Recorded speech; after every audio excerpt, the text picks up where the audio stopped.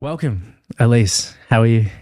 Thank you so much for having me, Dill. I am very excited to chat to you on the podcast today. I'm pumped. I'm really, really pumped. Thank you so much for coming in. I was just reminiscing actually because when we met 3 years ago, the first conversation that really we had was revolving around podcasting, and it was me trying to get all the information I could out of you from someone who's actually run a podcast.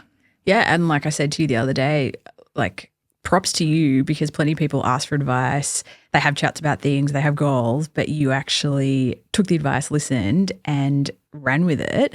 And having done a podcast myself, I know how much work goes into it behind the scenes. So the fact that you saw it through and you continue to, you should be really proud. Yeah, thank you so much. Yeah, and that's why it's so awesome because, 3 years later, we're actually here. Yeah, we're actually doing it. Yeah. We're actually here and you're having a conversation with me. So that is actually really cute when you think back to like that first chat we had. Yeah, it's first time we met. Yeah, it's full circle, especially because when I was asking you these things, I had like a little bit of an idea, like maybe I want to do this. Can I do this? How would you do it? And even just the little things like how do you record it? Where do you post it? How do you post it? All those things which seem like, I don't know, I didn't really think about those things at the time and I didn't know how to do them. So your setup is far superior than what I was ever running. So the student has become the master.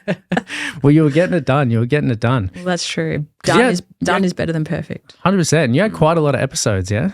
We did 100. 100? We did 100, yeah. And one day I hope there's more, but so far there is 100. You got to be pretty proud of that. Yeah, I am. There's many reasons why I wanted to get you on. I just think that the way that you live your life and what you do with it is really, really interesting. And I guess to add a little bit of context for everyone, I just wanted to get a brief description of Alyce Alexandra, your brand, your company. What is it? What does it do? I really struggle to give my elevator pitch, but I suppose in summary, I am a cookbook author. I am also a cookbook publisher. I am the creator of kitchenware, and for a time there I also had a cooking school. So while the brand is my name, Alyce Alexandra, it encompasses my whole family. So my mum and my sisters work in the business as well. And then we have a couple of other wonderful staff who are, adopted into the family now. So everything in the business revolves around food, real food, whole food, these kind of things. But I suppose it goes off in a few different facets. Well, it's massive now. Like from everything that I've seen, there's so many little arms of the company that support itself. Did that always exist? I mean, it has to start with one arm, right? Yeah. But definitely so the business has been running for 13 years now, which, decent amount of time. Yeah. And in that time, we have tried many hats and tried many facets of the business, adding many arms to it. And I think that's always been a part of my personality of being like, okay, what else can we try? What else can we add? And just see what works. And we've tried things that haven't worked and we've tried plenty of things that have, and they're still in the offering today. So yeah, it's all about experimentation and also things that maybe weren't even particularly profitable in the business, but I've felt really passionately about, or one of my sisters have felt really passionately about. It's like, okay, we're going to do this anyway, and then having the space to do that. Yeah. I love that. Yeah, it's really cool, especially I haven't run a business, so I don't know. But what interests me, it seems that from what I've heard, a lot of the downfalls of companies initially is they want to do that straight away. Mm-hmm. Like they want to try this and try that and build this and build that without getting the company to a point where it can sustain like the awesome part of experimentation and doing all those things that you want to do.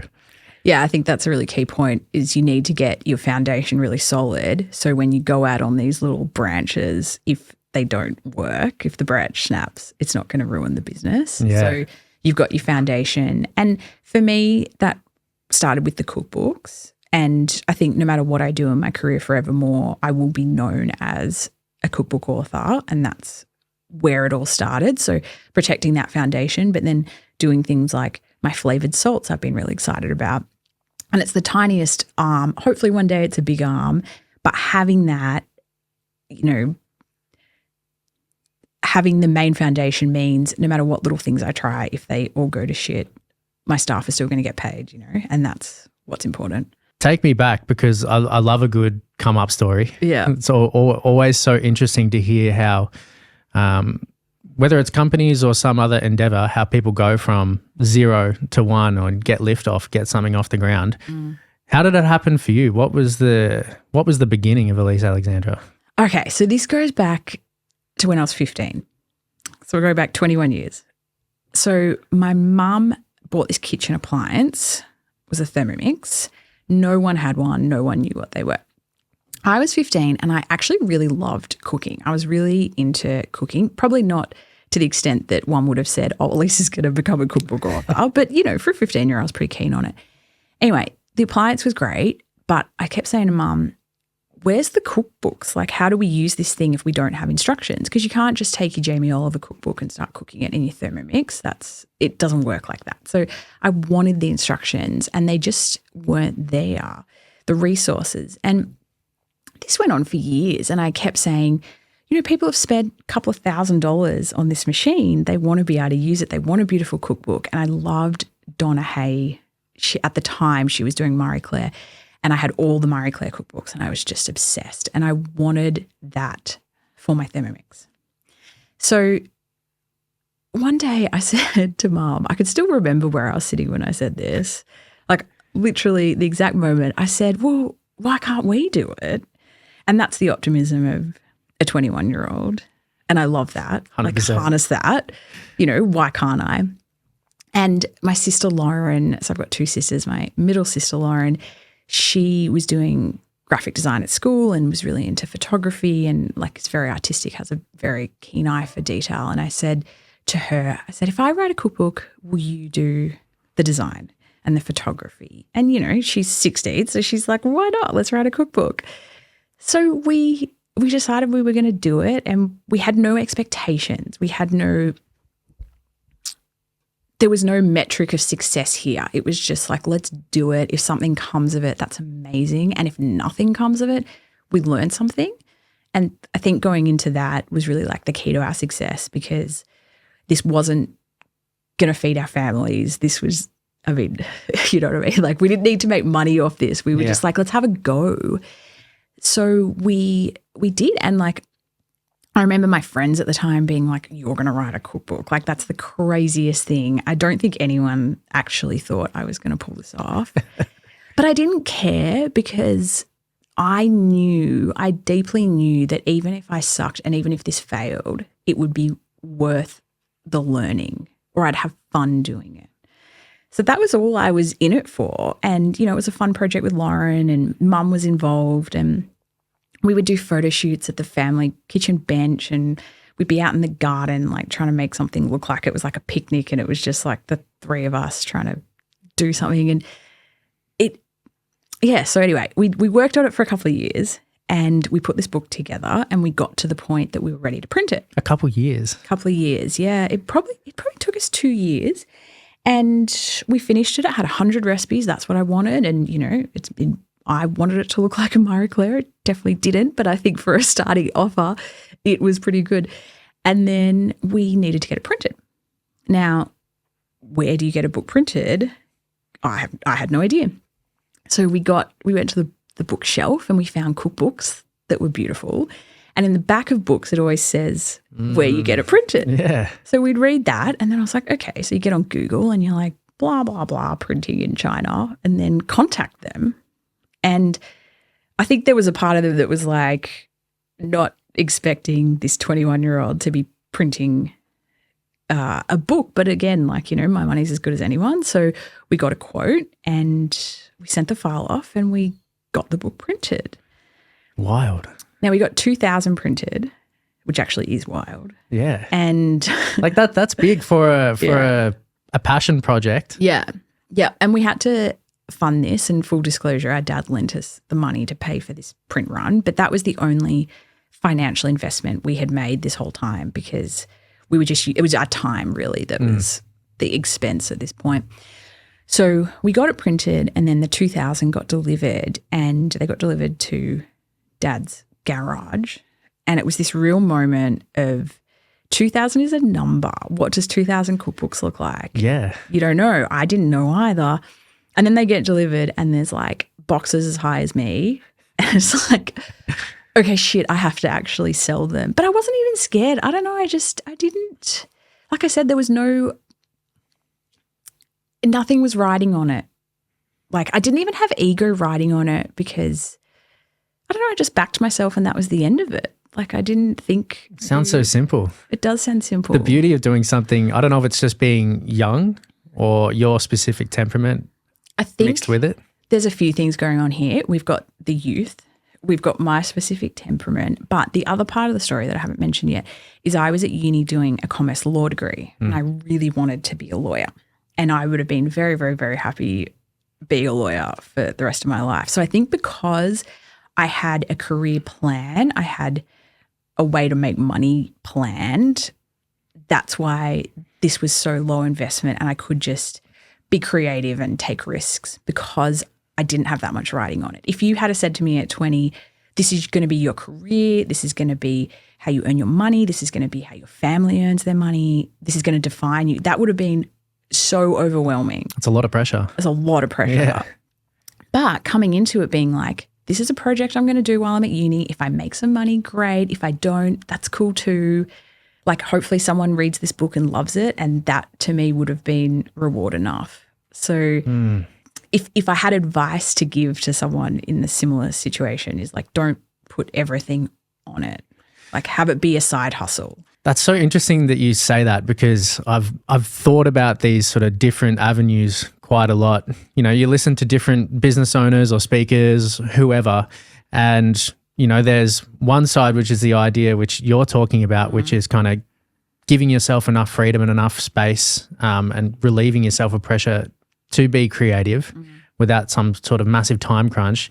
But then the other side that is I see pushed is like the burn the boats mentality, like the survival mode mentality, like put everything on the line, put it all on red, and that's the only thing that will force you to like take real action. I personally don't really believe in that all the time. No. Well, maybe for someone's personality that would work, but it's not mine. And I'm actually quite risk adverse. I'm quite a planner. So for me to have done this, I think is actually quite a surprise to people. But again, it was only because I could do it in this play space and not in this survivalist space. Because survivalist does kill creativity. It does, doesn't it? Has to. To me, it feels like it does. Yeah. Like you kind of need to have a bit of space and time and space to play and, you know, take risks and also writing a cookbook. Like no one gets rich writing a cookbook. Like if it was survivalist approach, that would never have been what I would have chosen to do. If you needed to make money. If I needed, if it was like, you know, to put food on my table for the family, like writing a cookbook 100% would not be the way you go about it. Because it's a long, drawn-out process to create. It's huge. And like every agonizing detail that no one else ever notices, you have given so many hours of thought and so many sleepless nights to like craft it perfectly. And this is one of the things I love about books, but also makes them so agonizing to do is to the reader or to the user, there's a good book and there's a bad book, but you almost couldn't work out why necessarily. Like it's the fact that you can't tell why it's good makes it good because it's so seamlessly perfect. And that is like I get so obsessed when I'm writing a book. It becomes everything to be like, how is this going to come together? What's this flow here? How's that? Is that recipe perfect? Is that word perfect? And you know, those hours, they're not billable, so to speak. Yeah. Yeah. But, you know, that's okay because you don't write a book, you know, it's not commercial. There's so much more to it than that. So the first book, throughout that creation process, you would have had to learn a whole bunch of skills that you hadn't used before? Or did you feel equipped to be able to do the writing, to get the photography done? Or was it a massive learning curve to be able to get to that stage? I think that stage was less of a learning curve because I probably didn't even know what I didn't know. Like definitely I needed to learn to cook for starters. Like that was a big learning curve. But I think the real learning curve hit when it was like, how do we turn this into a business? Like that's when you really realize that there's a lot you don't know, like you're registering ABNs and you're worrying about tax and those kind of things. That's when like it felt really serious. Got to get the skills up then. Yeah, exactly. Whereas, and also because I had no timeline with the book, it also meant if it took me longer because I needed to really hone in on a skill, that was okay too. There was no real pressure. And, you know, the photography and those kind of things, which would have been a steep learning curve, that was Lauren doing that, not me. So yeah. So the books, so that first set of books, they arrive. Yeah. So they arrive. What do you do with them at that point? Good question. So we make a website, a very rudimentary website that's just talking about our recipes, our brand, and it has one product in the online store, one product being the cookbook. And again, even just working out like how to accept payments, like there was so many moving parts to that. But we set it up. And then this was back in the day when there was a lot of forums. Maybe there still are a lot of forums. I just don't use them. So I then go into cooking forums and I just start saying, hey, like I wrote a cookbook. It's got Thermomix recipes in it. If you've got a Thermomix, and like there were Thermomix forums at that point. So I would go into the Thermomix forums and would put this in there. And a lot of people were like, oh, yeah, cool. I would actually love a cookbook for my machine. I have the machine, but I don't really use it enough. And I would want more recipes and I want them to be pretty or whatever. So people would go from the forum to my one product in the store and purchase it. And we probably sold 100 when we launched it, which, I mean, not bad. So we sold 100. I was happy with that. And then from those 100, they told other people, which I didn't ask them to do or there was no incentive to do. And then it started to exponentially grow. So I would say I personally got 100 sales over the line. That was all I did. And then the vision I had was always that if I wanted this book for the machine, other people wanted it too. So I felt like if this was something I wanted, there'd have to be a whole lot of people out there and they would send that message on, and they did. So if you have a Thermomix machine back then, you then would have like a party and your friends would come and then someone else would buy a Thermomix machine. So it was actually quite linked in the way it was a community. So once these 100 people got the books, then they started telling their friends who also had Thermomixes, and it just grew. We launched it in December and then 2011, and then I think it was about Easter 2012. So we're only talking 3 or 4 months later, a bookstore, which is no longer in Melbourne, which is very sad, but it was a very famous bookstore, contacted me and said, I keep getting requests for your cookbook. Who's your publisher? Really? Yeah. And I was like, oh, wow. Like it was the most exciting thing ever. I can imagine, yeah. And I was like, oh, I am my publisher. I could supply you with wholesale books for your bookstore, which I had no idea how to do. I didn't know how to price it. I can't even remember how I worked all this out. But then we supplied them with books and they stocked it, and they actually put it in the window of their bookstore. So I walked down the street and there was my self-published book in the window of a very famous Melbourne bookstore. Wow, that's got to feel good. Oh my goodness. That was the moment of like, oh, maybe we could actually do something with this. So within 3 months or 4 months, we got some traction online. We got stocked in this bookstore, and it was like, okay, this actually could be a business. Starting to mean something. Yeah. It did. And also the best part actually was the people that were receiving the book were providing feedback in these forums about how much they loved the book. And, you know, there's no incentive. People aren't going to write reviews saying something's great if it's not. So once that started happening, I was like, oh, yeah, okay, I have done something good here. And it just, the ball started rolling in a really big way. That's pretty wild for it to, I don't know, an average timeline for things, for books taking off or things like that, especially with no sort of big marketing scheme leading up to literally nothing releasing it. Yeah. That seems like a pretty quick timeline for it to begin picking up.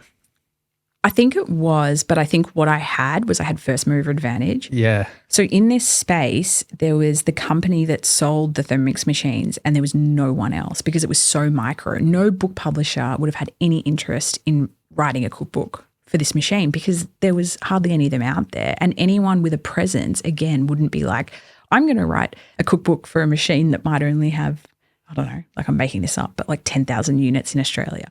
So I was the only one willing to take this on because I was so tiny.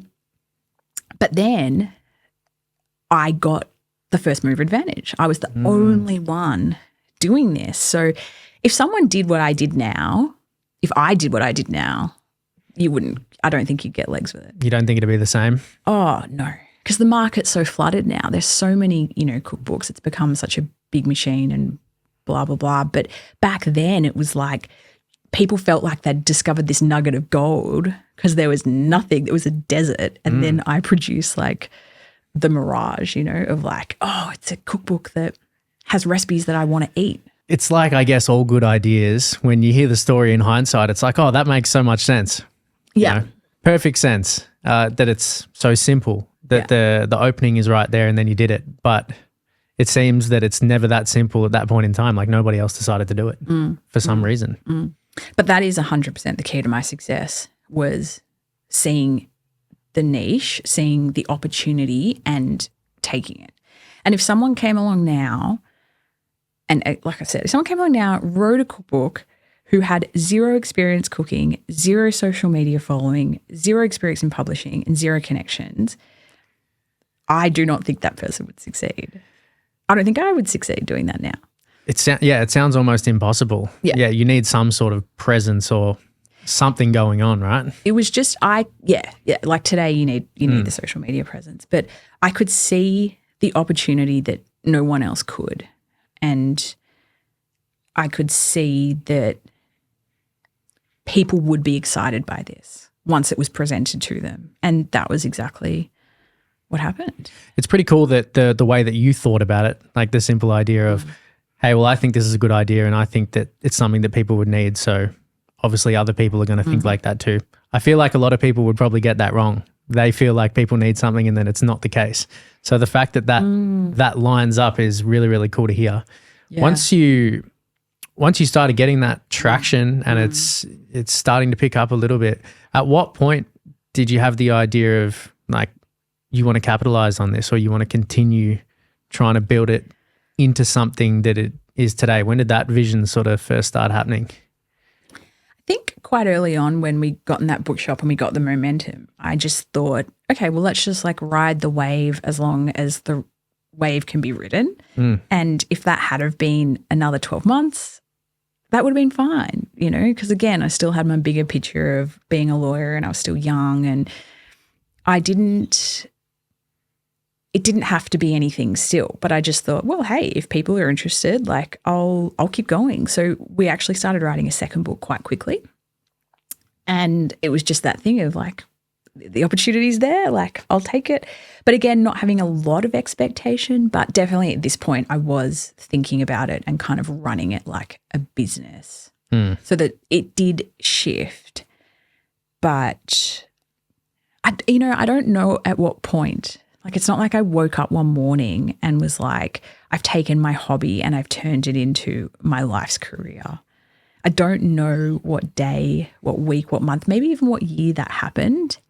It was just this gradual transition of like, okay, let's try something else or let's add this in or, let's hire someone, all these like big little decisions that you make and then all of a sudden you blink and you're like, oh, this is like actually a full-ass business that I'm running now. Yeah.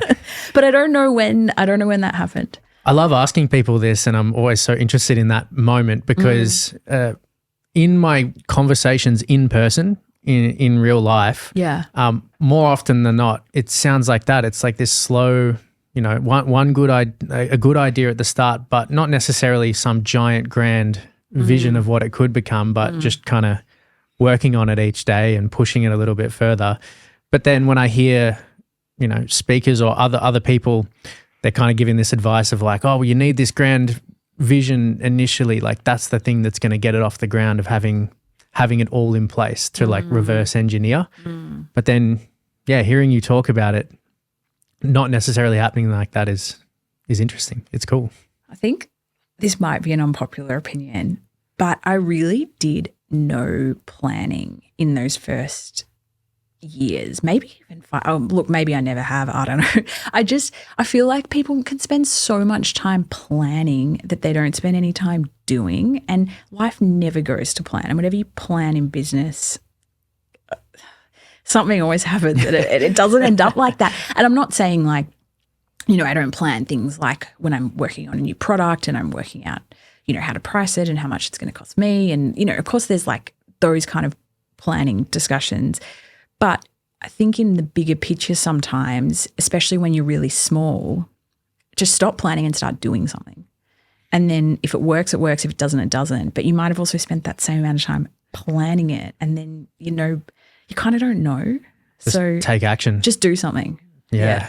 So I think the whole business, especially at the start, was just based around like, let's just do something. And like when we went from books to kitchenware and the spatula, which is by far my most famous product and my most successful product is this spatula. And even when that came around, it was like, okay, like let's just try this. Like maybe people will be interested, maybe they won't. But it was that same thing of I really don't like the spatula that comes with a Thermomix machine. So maybe other people don't like the spatula that comes with a Thermomix machine. So I'm going to make one I like and let's see how that goes. And lo and behold, there you go. It's become a very core part of my business. So was that the first other product that you developed? Yeah. Wow. Yeah. And that was actually back in 2012. So we were still, I think that. So pretty shortly after. Yeah. I think we'd only done one cookbook. Yeah, this is right, actually. We'd done the one cookbook and then we added the spatula. That was the second product we ever sold. And it was just, I need something, so maybe someone else needs something. And it, you know, it hit. But if I'd thought about it and planned it and researched it and I don't know, like maybe it wouldn't have ever, I would have wasted time in that. What I needed to do was just bring the world the spatula. For sure. I mean, I guess it definitely comes down to different people's personalities, but I know definitely for me, if I start doing too much research about something that I want to do and I start seeing how much competition there is out there and how difficult it could possibly be to be able to make it work, it can be overwhelming to a point of like, oh, well, I shouldn't try that way because I might not be able to do it. So think of another way. And sometimes you can just do that all day until you've got no ideas left. Oh, 100%. And I find for me, like if I spend too much time looking at what other people are doing or researching things, exactly what you said, I feel overwhelmed and inadequate. And it actually stops me taking action. Like what I'm best to do is just stay in my lane, not engage with anything else and just do what I want to do. And that's when I feel most confident. So, because like the way that social media is, the way that the internet is, you're always going to find someone that's doing 100 times better than you and, you know, is more successful than you and has the product that you want to do or whatever, but it doesn't mean that you can't find your own place in it. But I think I personally just need to not engage with it. Just follow what it is that you think is the right thing to do. Exactly. And just do it. Knowing the right thing to do and being able to trust yourself in that capacity is a quite difficult thing. Yeah. Have you found that easy throughout your life or is that a developed skill? I think it's come quite easy to me in my life. I feel like I have always trusted myself.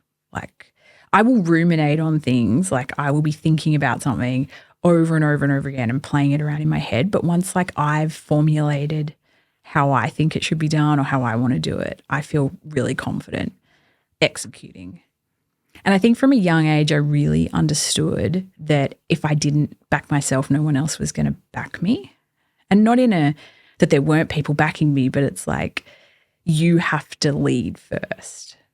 So it was like if I want people to believe that I can write a cookbook, I need to believe that I can write a cookbook.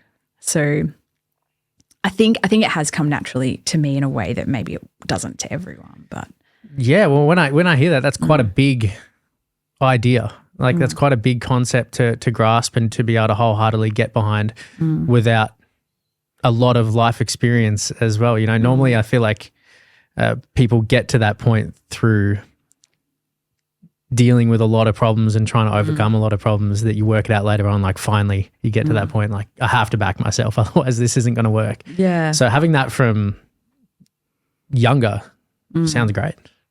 Yeah, look, it's certainly a part of my personality that I feel very lucky to have. But also I think it's a practiced skill. Like, you know, there are times I doubt myself, and there are times that, you know, I feel like I could be doing more, or I stuff something up. But it's like coming back to it's like, no, you're going to back yourself. You're going to be your biggest fan. And that's like a conversation I have with myself often. So it comes naturally to me, but it's a muscle I have to flex to keep it strong. That makes sense. Yeah. And you have to. I feel like if you're going to start your own business, you have to be your biggest fan. Yeah, you got to get behind yourself. Because like I said, no one else is going to back you if you're not backing yourself. Yeah, you're independent. You got no one driving you. Like no one really, obviously people care, but in the grand scheme of things, you know, no one's watching over your shoulder, pushing you to succeed in that sense. And no one's going to see your vision like you do. No one's going to see the opportunity like you do. No one's going to understand it like you do, because no one has thought about it for even 1% of the amount of time that you have. So you have to lead with the fact that you know more about this than anyone. So it's your opinion that matters the most. How long had you been running this for before you made it everything that you were going to do? Because you mentioned you were going to become a lawyer. Did you become a lawyer at any point? I graduated law school, but I did not do the entrance exam to become a lawyer. Okay. Like the Australian version of the bar. Of the bar. Yeah. It's not the bar here, but similar. So yes, I'm not a lawyer, but I have a law degree.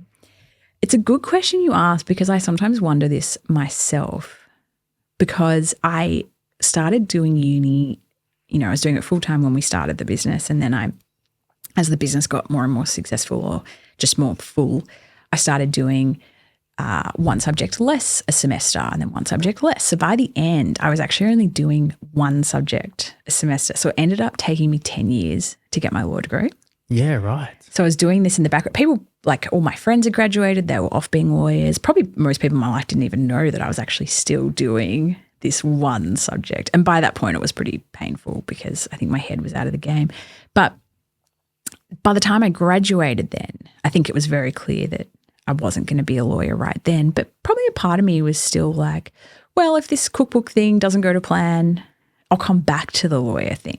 I think that was always in my head. And, you know, once you graduate, I think you've got 10 years to get your practicing certificate or something like that. So in my mind, it was never, I'm not doing it. It's just I'm not doing it now. I truly do not know what point I just gave that up. And now it's been 10 years, so I kind of have reached that point, and I'm not going back. You don't intend on becoming a lawyer at some point? Not yet. But I don't know when that point happened, and maybe it doesn't matter, but it is interesting for me anyway that I suppose I never consciously chose it, although I did in my actions.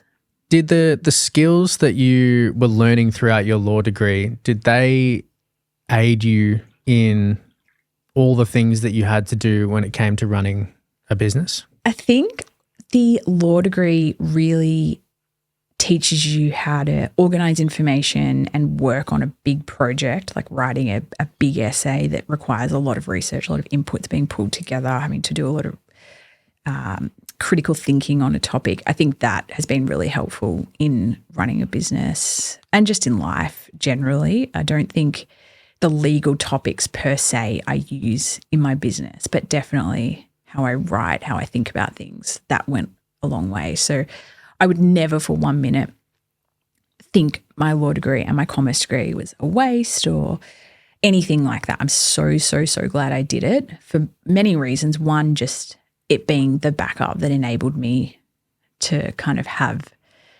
the guts and the freedom to create this business. But secondly, I think whatever you're learning how to learn. So it didn't matter if I was learning the Constitution or if I was learning, I don't know, how to cook. It was still learning for learning's sake, and I think that's really valuable. So yeah, I think it's wonderful. I think it's all worked out exactly how it should have for me. Yeah, it's pretty cool that you could keep all of that afloat at the same time. And it's nice to hear that as well, because back to that burning the boat sort of idea of it's sometimes I hear the idea of, you kind of got to throw it all the way, all or nothing, that mentality. So it's cool to listen to your story and hear how you have managed to get success out of what you created, but all the while you still had that in your mind of being able to secure yourself and back yourself up in that sense and like safeguard yourself. Yeah. Yeah. And look, for me, that was really essential. Like I've said it before on this chat, but I think having the safety to be creative and take risks is really, really valuable. And maybe for other people that might be savings. So, you could take risks and be creative in a business and know that you didn't need to make money for 6 months or something like that. Like there are different ways people can create safety while being creative and taking risks. But for me, it was the degree. Of course. Yeah. So along this journey, when it starts to pick up speed and you get out a second book, were you fully invested in it at that point in time? Like, were you working full time to be able to keep this going? I was working a lot to keep this going, although I wasn't really making any money. Like everything we earned was kind of an expense. So I did have a part-time job at the coroner's court of all things. So I was running that on the side as well as doing uni and running this business. So it was pretty chock-a-block. And I actually really loved that job at the coroner's court. But I do remember sitting there one day and just thinking, I just want to be back at home, like working on the cookbook stuff. Yeah. And I think at that point I really knew that I had to give this my all for a period of time. And that's what I did after. Then I quit the job at the coroner's court and really just went all in on the cookbooks. Did you like the idea of being a business owner, running a business? Yes, I definitely did. Both my parents had their own businesses when I was growing up, and I saw the challenges of that, but also the advantages of that. And I remember like my dad often would be working on weekends and at night when other people's parents maybe were available, but then I'd be doing a concert at school during the day and other people's dads couldn't come because they were at work, but my dad could. So there were little like nuggets there that I thought was really cool. And so I think it always appealed to me, but also I always saw it as an option, whereas maybe if, you didn't know people that had their own business as a kid, you wouldn't be thinking that was something you could do. So I think I always had from a young age the vision to see I could run a business. And then once I started it, I was obsessed with the creativity and the freedom it gave me. And it's such a funny thing because like it's the old saying, what is it? You work 80 hours for yourself so you don't have to work 40 hours for someone else. And like especially for the first maybe 5 years of the business, I worked so many hours. Like I reckon 7 days a week I was working. I don't do that now. But I worked really hard and I didn't care because I was doing it for me. It was like every long hour I did, it was for my goal or something that I wanted to do. And that was so energizing for me. I could never have worked that many hours for someone else.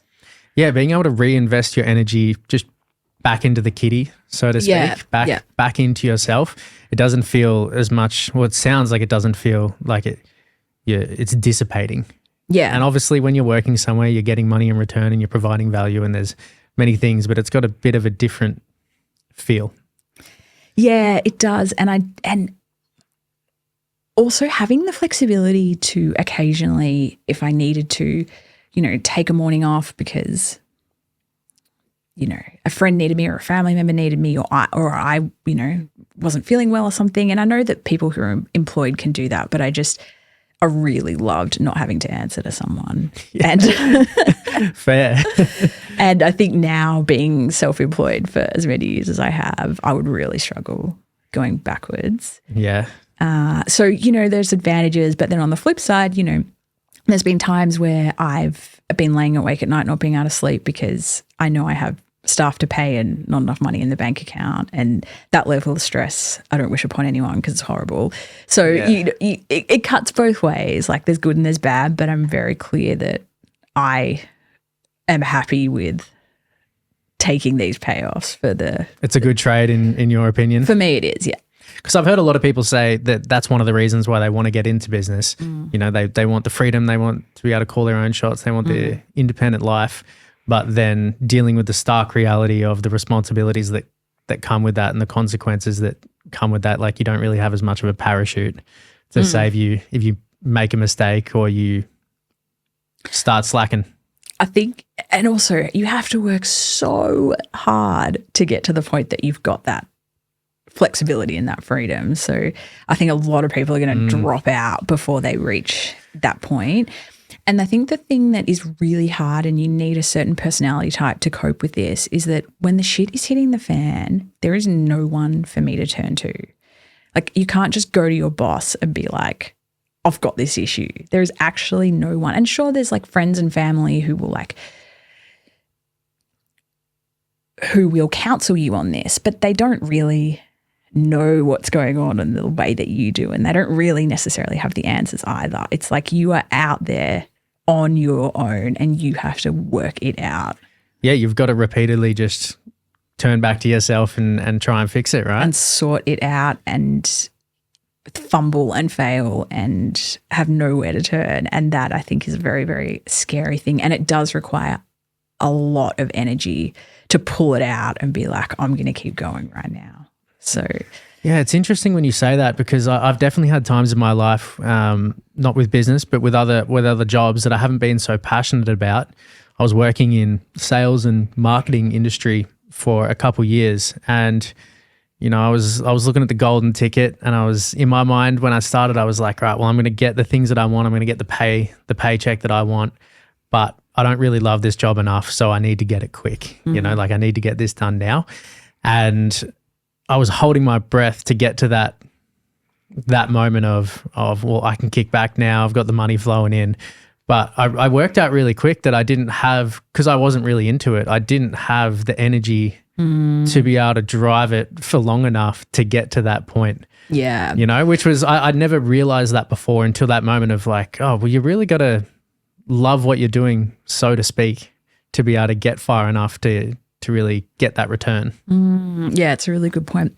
I remember when I was 18, I had two part-time jobs. One was in a fruit and veg boutique grocery store. I loved that job. And one was in an Italian restaurant waitressing. And I remember I'd do a 10-hour shift at the fruit shop and I'd do a 3-hour shift at the Italian restaurant. And I remember it so clearly that I would feel more energized and less tired after doing 10 hours in the fruit shop than I did doing 3 hours in the Italian restaurant, because I just didn't like the job, the Italian restaurant, whereas I loved the fruit shop. And that was like the same amount of hours, probably the same crappy pay, but you know, you can bring energy for something you enjoy or something you care about in a way that you just can't for something that you don't. And I think that's when you're self-employed, you can bring more energy and you can work more hours because it's coming from a place of like, I want this, in a way that maybe when you were doing your sales job, you just didn't have it. I wanted the money from it, but I didn't want to do it. Yeah.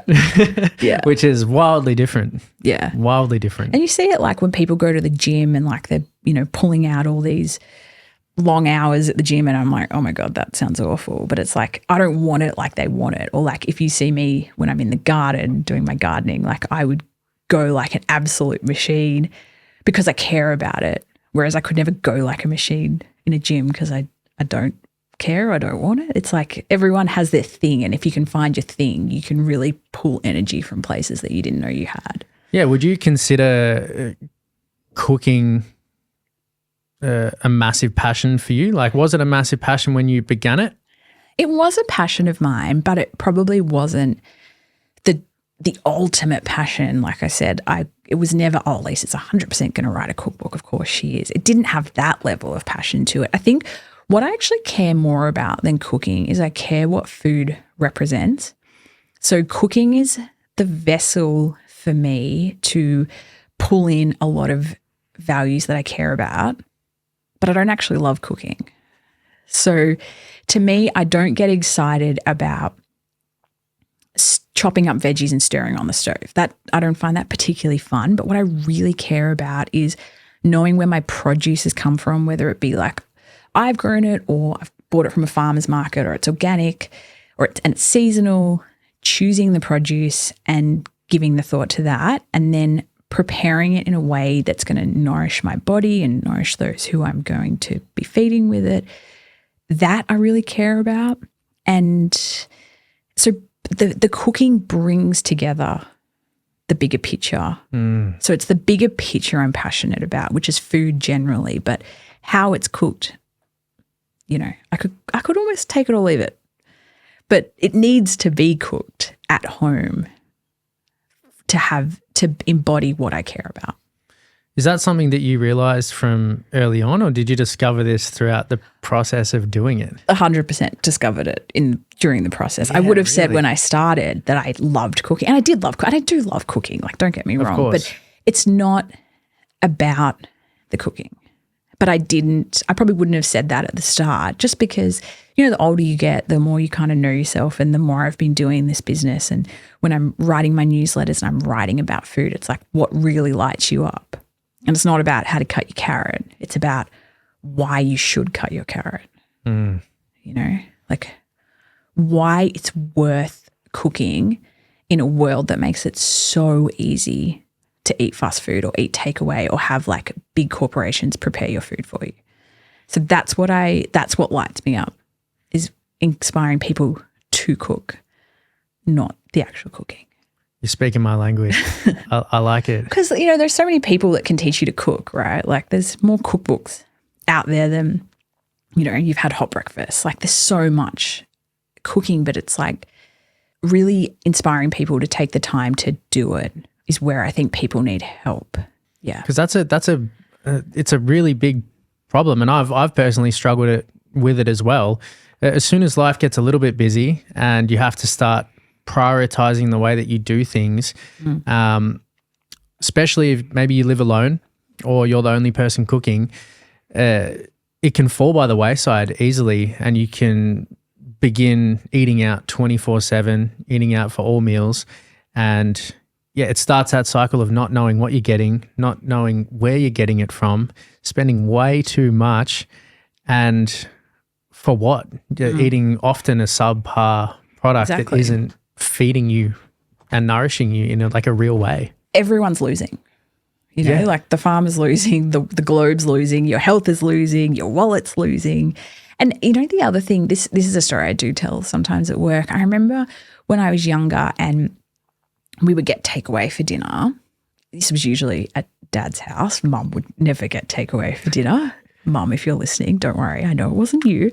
And Dad would get takeaway. He'd put it on the bench and we'd all just run up to the kitchen bench, grab a plate, put it on the, load up what we wanted and, you know, run away and watch TV or go to our bedrooms or whatever. And that was dinner and that was fine. But when someone cooked a meal, when Dad had cooked a meal, it was this event and we'd all come to the table and we'd sit down and you'd wait till everyone was there and you'd serve up and you'd all start together and you'd have a conversation. And it was this connection that food also brings. And, you know, I know if you go to a restaurant, it's the same kind of thing. But, you know, for most people, they're not eating at restaurants very often. You eat dinner 7 nights a week. How often are you going to a restaurant for that? It's those times where someone has put effort into creating a meal and people join together to eat it. That to me, I think is so valuable. And that's another benefit of cooking that has nothing to do with food ethics or nutrition, but is really, really, really valuable. And that's what I really want to create in other people's homes. Community. Yeah. For, in the bigger sense, sure, but also just, you know, with kids and their parents. So I always say that cooking just has so many flow-on effects to what we value in life. And we eat 3 meals a day, every single day. So you get the opportunity to make a difference so often. What else do you do that you get the opportunity to make a difference 21 times a week? Yeah. You know, I think it's thousands of meals a year. So like for me to be able to make a difference to someone 21 times a week, I think is quite valuable, and it's meaningful in a not grandiose way. Like I don't think people, when they think about, oh, what am I going to achieve this week? Like cooking a home-cooked meal is going to be the thing that really like stands out for them. But once you look at it in the bigger picture, you can see, okay, it's these little steps, it's those little things. You cooked dinner tonight, you didn't get your Uber Eats. Hey, you do that this week, you might do it next week, and then these things really add up and you've really made a difference to your health, to your wallet, to the world, to the farmers who grew the food and the animals that, you know, may have given or died to produce it. So there's so many aspects that it links into. 100%. And that's what I love bringing together for people to be like, you know what, it's worth it. One of the biggest things that I've benefited out of eating good food is it does feel like a rich life, you know, for the difference between really, the price difference between really shitty food and really good food, at least in Australia, is not a big difference in the scheme of things, but it makes you feel 1,000 times better. And especially if you're cooking from home, like you're probably honestly going to save money. When people say that eating well is expensive, I will refute that, because someone will spend $30 a person on their Uber Eats delivery and not bat an eyelid. And for $30, like I could cook a really wholesome, nutritious meal from scratch. Like the other night, my mum made a loaf of sourdough. So, you know, we've got flour is the only kind of purchased ingredient in that. And then I made a minestrone soup, super simple, dried beans, carrots, celery, onion, garlic, super cheap veggies, tomatoes, grabbed some silver beet and herbs from the garden, and we pulled this all together. It would have been so cheap, but like so deeply nourishing in so many ways. And sure, it took time to pull it together, but not that much time. And there's a meal for 6 people that, I don't know, maybe it costs $30. So real food and good food is only expensive if you don't have the tools and the knowledge to bring food together on a more, like in a cheaper way, I suppose. So that's another thing that I love writing books, because I can kind of show people little shortcuts to eating better and not paying more for it. Well, yeah, I think this is the best part about having a book, having a recipe, having someone tell you how to do it, because I know for me it's overwhelming. You know, like I don't know if I got ADHD or whatever it is, but if I'm looking at a page, initially I struggle. You know, initially the planning the whole process and having the skills to put it all together and then do that on a consistent basis initially feels really difficult until you've got, you know, your kitchen set up, you've got your pantry set up, you've got the skills, so you can just walk straight in and get something done in 15 minutes as opposed to me stressing over it for 3 hours because I don't know what I'm doing. So, and without a recipe, that's exactly what I would do a lot of the time. But even with a recipe, there are many, many, many bad recipes out there. And how I said it earlier when I said people don't realize what makes a good cookbook, but you know a good cookbook, but you don't know why. When I write a recipe, I'm very, very, very intentional that I always write the same steps the same way. So if I'm telling you to cook pasta, I'm always going to write it the same way. And I have a very, very, very strict formula. It's pages and pages long. Like I know it in my head, but I do have it written down. And the reason I do that is because when you've come home from work, you're tired, you need to cook dinner. Like you say, if you look at something and there's lots of words and it's all formatted differently to how you're used to, it just, you know, you're like, oh, I can't do this tonight. Whereas I think why I've been so successful in writing recipes is when you open up my recipe, you know what you're going to get. You know how it's going to be formatted. It's familiar, and that makes it really accessible. Like when someone opens up my book and they cook one of my recipes, I think you know what you're going to get, and you've got me with you in like a very dependable way. And I think sometimes in life you just need that dependability You don't want surprises. You don't want the jumble. You don't want to look at the page and feel overwhelmed. You just want to know what you're going to get, and that's what my recipes will give. Did you build this consistency and trust with the recipes simply by feedback and trial and error, or was this something that you had an idea of what you wanted to build in straight away, that it was at a better level than what you had previously been reading in other places? Weirdly, I just always knew it needed to be organized and succinct and dependable. And maybe that's because that's what I need too. Yeah. Like everyone in the family jokes how I never watch movies, but I really like TV shows. And I know why it is. It's because getting into a movie, I'm like, oh, this is new. I'm going to have to get to understand how it's all working, and that to me does not seem relaxing. Whereas when I'm watching a TV show, it's like, okay, I know what the character is. I know how this episode is going to arc. I want that consistency in my life too. So when it comes to cooking, I think I was very clear that I wanted it to be like a safe space for people almost. And maybe this is my anxious brain, is that I need that. I like knowing what I'm going to get. But weirdly, even from my first cookbook, it's the same. Like the formula I put in place to write that is the same formula I use today on my 11th cookbook.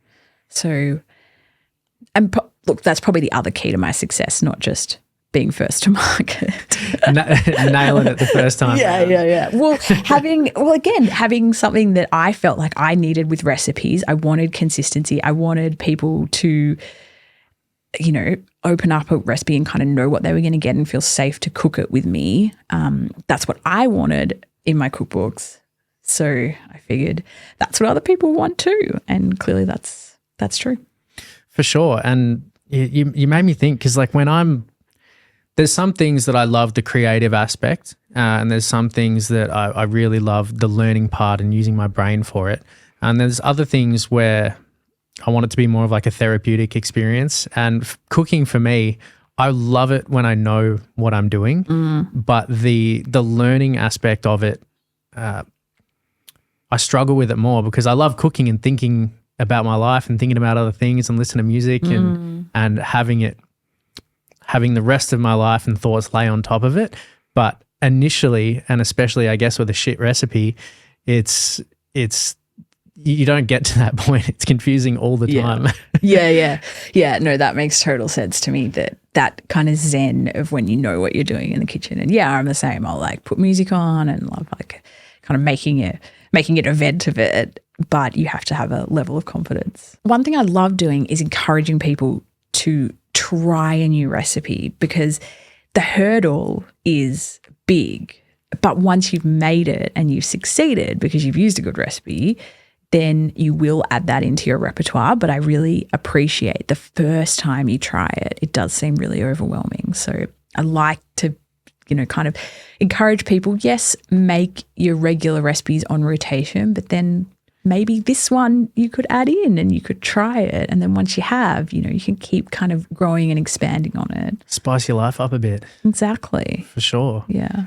From here, you managed to build it into this little ecosystem, which is something that I find really, really cool, because it's gone from this single product to multiple cookbooks to an online accessory store. And you do scobies as well, don't you? Yeah, kombucha scobies. Yeah, kombucha scobies, sourdough bread. You've got all of these things, and you mentioned a cooking school. Why did you bring the cooking school in? The cooking school was another area that I felt like people really wanted. They wanted to see this machine in action.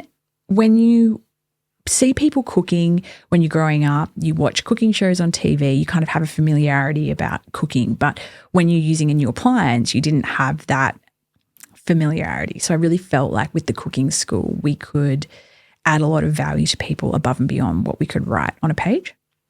And that was very true. And people really loved our cooking classes. They were very successful. The joy that it gave me seeing people at the end be like, oh, wow, I'm going to go cook that. It was amazing. So I loved doing it. What was a problem, aside from the COVID pandemic happening, True, was My personality works best when I will start working on a book. I will ruminate on it 24/7, like a complete obsessed, crazy person. And I will keep refining it and refining it and refining it. And I'll do this for like a year. And then at the end of it, I'm like, this is perfect. This is what I want to present. And I need it to be that refined process. Whereas with a cooking class, I felt like it was this drama performance every day where you know, the oven might play up and then your bread didn't cook properly or whatever. And that to me, that wasn't how I worked best. I want to like have it like exactly how I want it. And then I want to present it to you in that form. And the cooking classes, it wasn't me giving the cooking classes just weren't how I worked best. Yeah. So I think it's a completely different style, right? Like the pressure's on sort of each moment. You're on show. You're on show all the time as opposed to a way where you can not necessarily hide away, but you can do your work in private and present it when it's good. Yeah. Kind of a completely different mode. Yeah.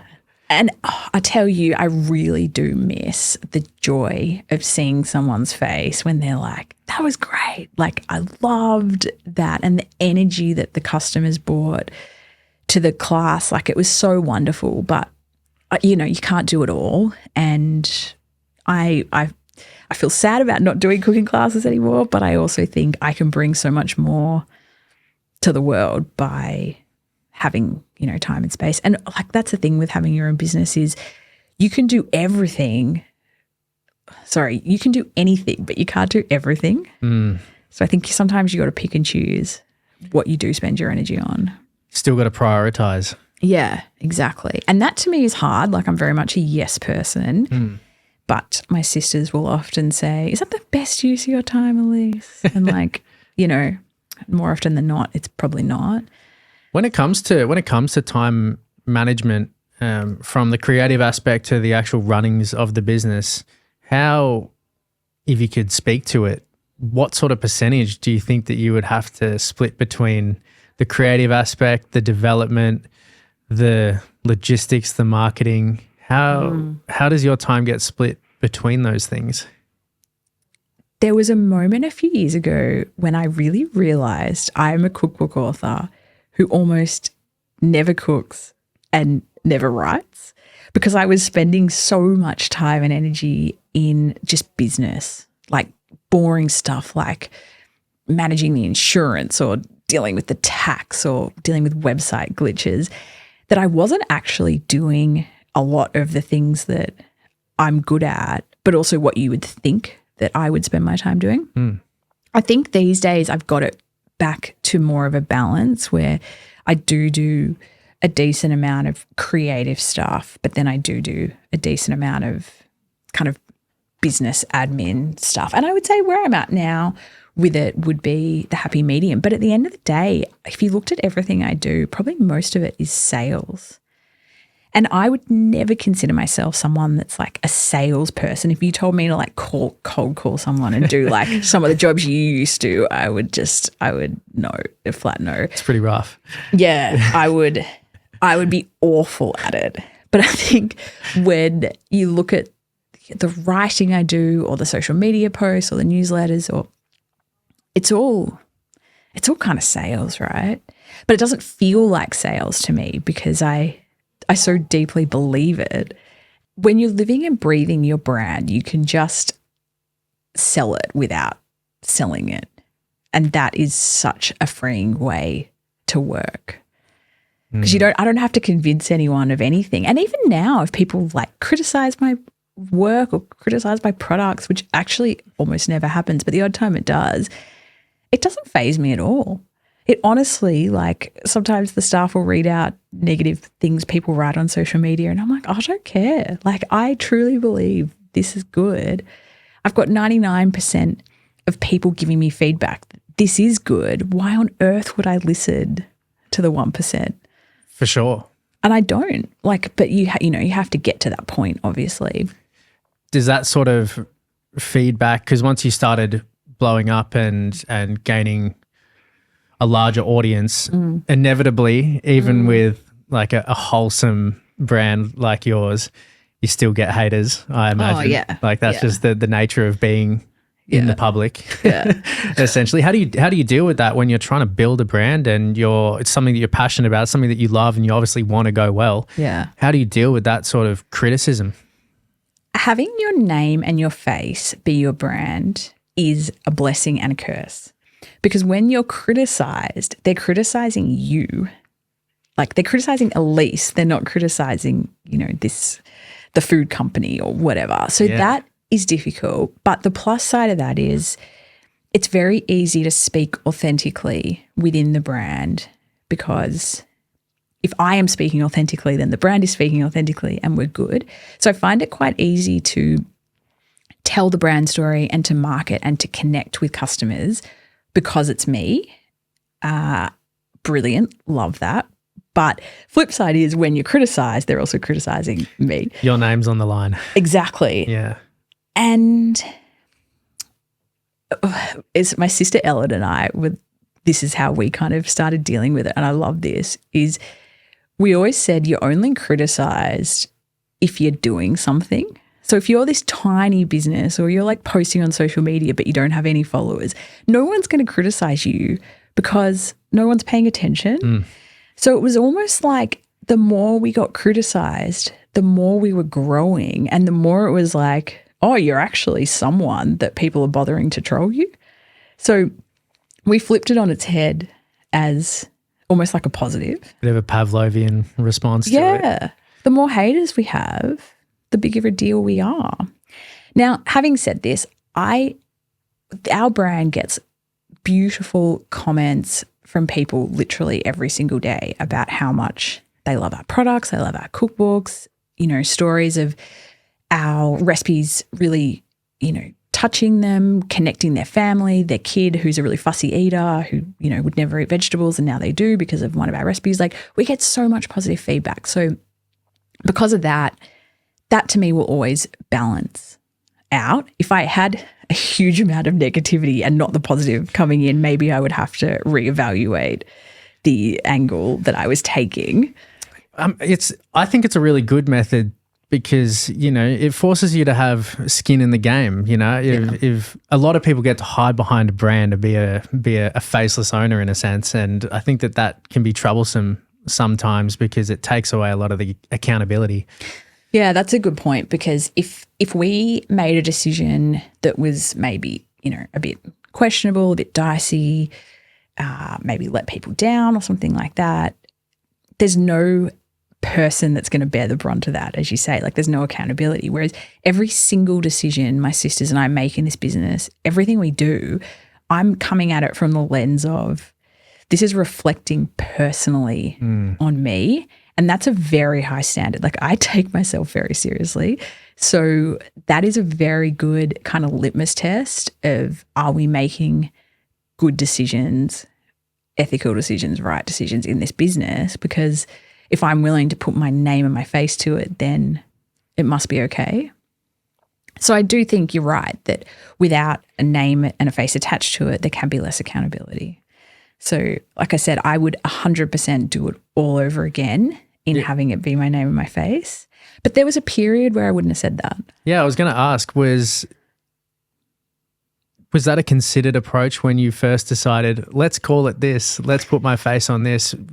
Did you have the wherewithal to consider that at that point in time? I gave it no thought whatsoever. I gave it zero thought because I didn't think it was going to be this big. And then there was a period, I reckon, like maybe 7, 8 years ago when it was getting quite a bit bigger and it was kind of really turning into like a business. And, some things went wrong. There was some stresses we had. I think I was feeling overwhelmed with the decisions I had to make and just the responsibilities I was under. And I was only in my 20s at that point as well. And I 100% felt like, shit, I should have called this. Really? Oh, yeah. I should have called this something else. I should not have been the face. I just felt so much pressure. Yeah. And I hated it, really. For a couple of years, it was really difficult. And my sisters, I almost was jealous of them for a period because I felt like they got to do all the like creative things they wanted to do, but could kind of like hide behind the brand for a minute. And I'm sure it hit both ways. Like I'm sure both of them had moments of being like, we do all the work and like Alyce gets the cred, you know, like it goes both ways. But definitely for a period I struggled with it. And then I think it was actually, again, my sisters who reminded me of, we've built this business with such integrity and heart and customers feel that. And that's why they really connect with us. And we couldn't have done that if it wasn't for you putting yourself out there. So once I kind of probably also started feeling a bit more capable and less overwhelmed by the whole thing, and then really tapped into that personal connection I had with customers, I was like, no, this is actually brilliant. Like I'm so glad that I have done it this way. And since then I've never looked backward. But there was a moment, and I think it is something that people starting a business should think really carefully about, because blessing and a curse, and you do need a thick skin if you're going to be the face, because people online are going to tell you every thought they've ever had about everything you've ever done. But I'm cool with it. That's good to hear. Yeah. It's interesting hearing it, because it's something that I've thought about even just with this podcast, like put my name on it. Yeah. I mean, obviously my face is going to be on it anyway, but you could call it something else that isn't connected to your name. So if it all goes terribly, you throw it away at some point. Yeah. And I don't know, in the end I was like, oh, who knows? It'll be what it'll be. But I do like the accountability side, and I do like the skin in the game aspect of the having to be more transparent about who you are and standing behind the decisions that you make. Yeah. How do you, because you've mentioned the ethical side a few times, how do you balance trying to create an ethical brand and make ethical decisions, but also have a business that runs and can continue doing those things? Like, how do you weigh those options up if you do have to weigh them up? One thing I remind myself of if I feel like things aren't perfect in a situation is, if there's no business, I can't help anyone. So I think there needs to be a base level of, you need the business to make a positive impact. But after that level, it's, how can we do the best we can do while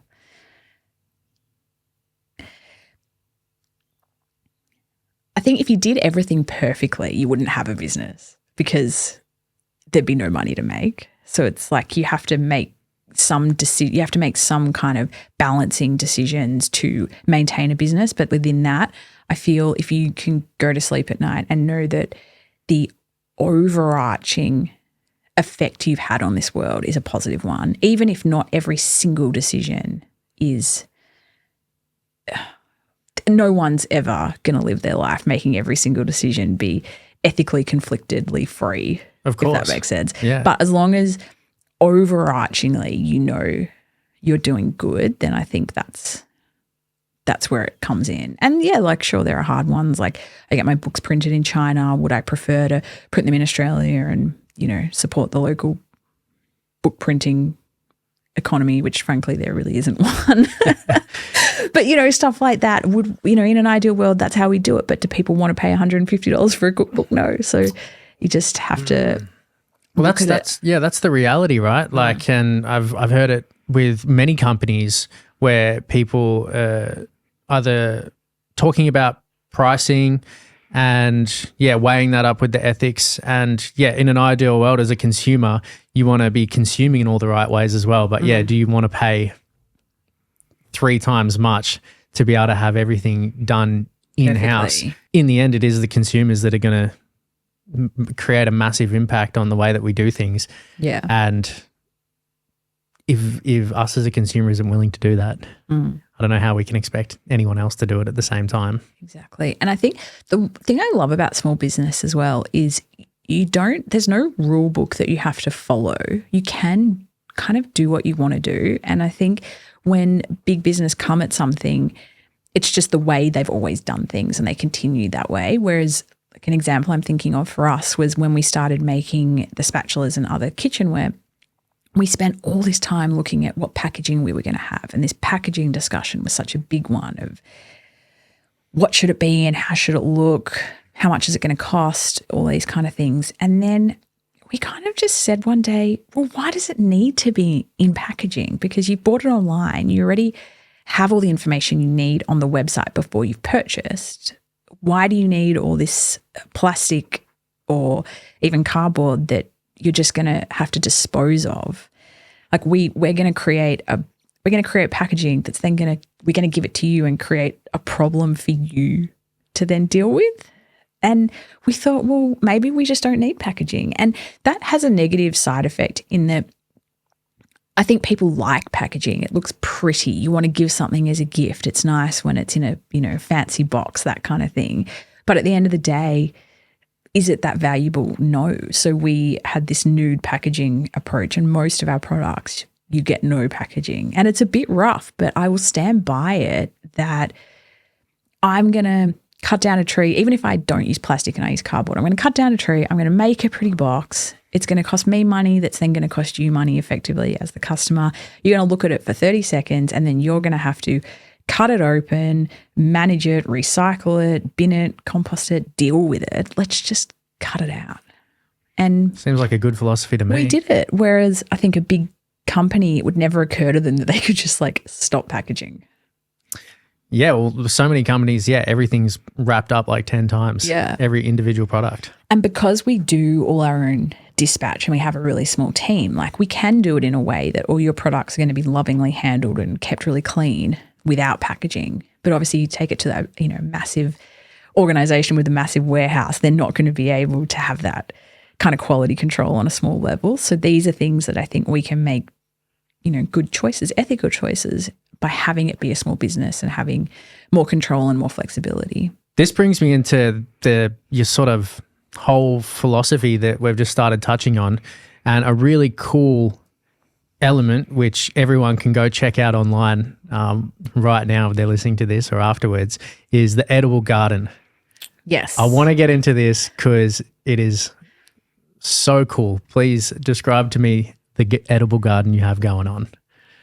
So I call it my edible garden ecosystem because I am obsessed with this idea that everything in nature works in harmony. And as soon as we take things out of the system, the ecosystem, that's when we get problems.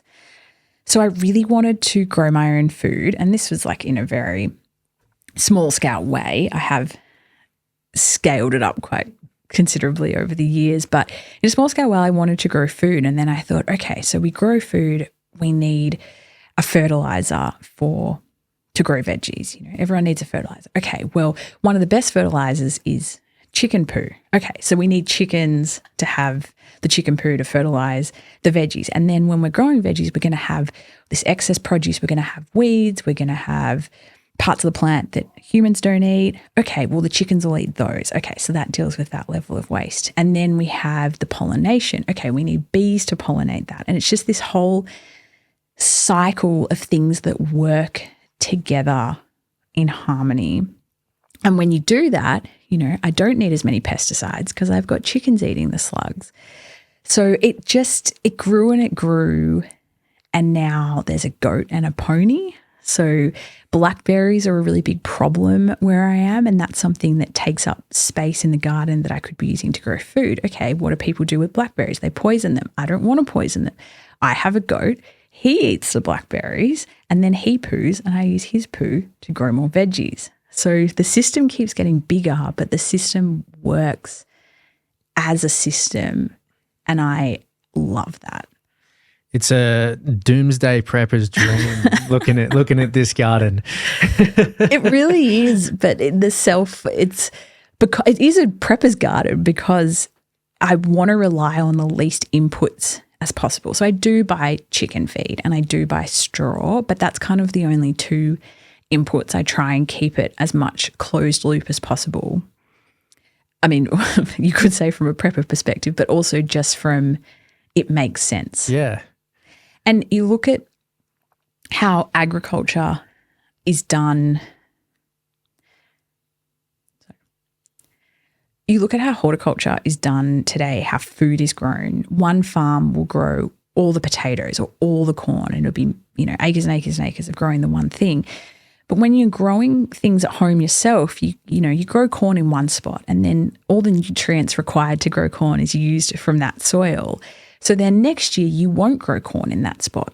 You'll grow peas in that spot because they use a totally different nutrient that the corn didn't use. They will also re-nutrify the soil and add things that the corn took. And then, the chickens will scratch it up and they'll take the weeds out of it and the weed seeds, and then they'll poo in it and fertilize it. And this all works in a system.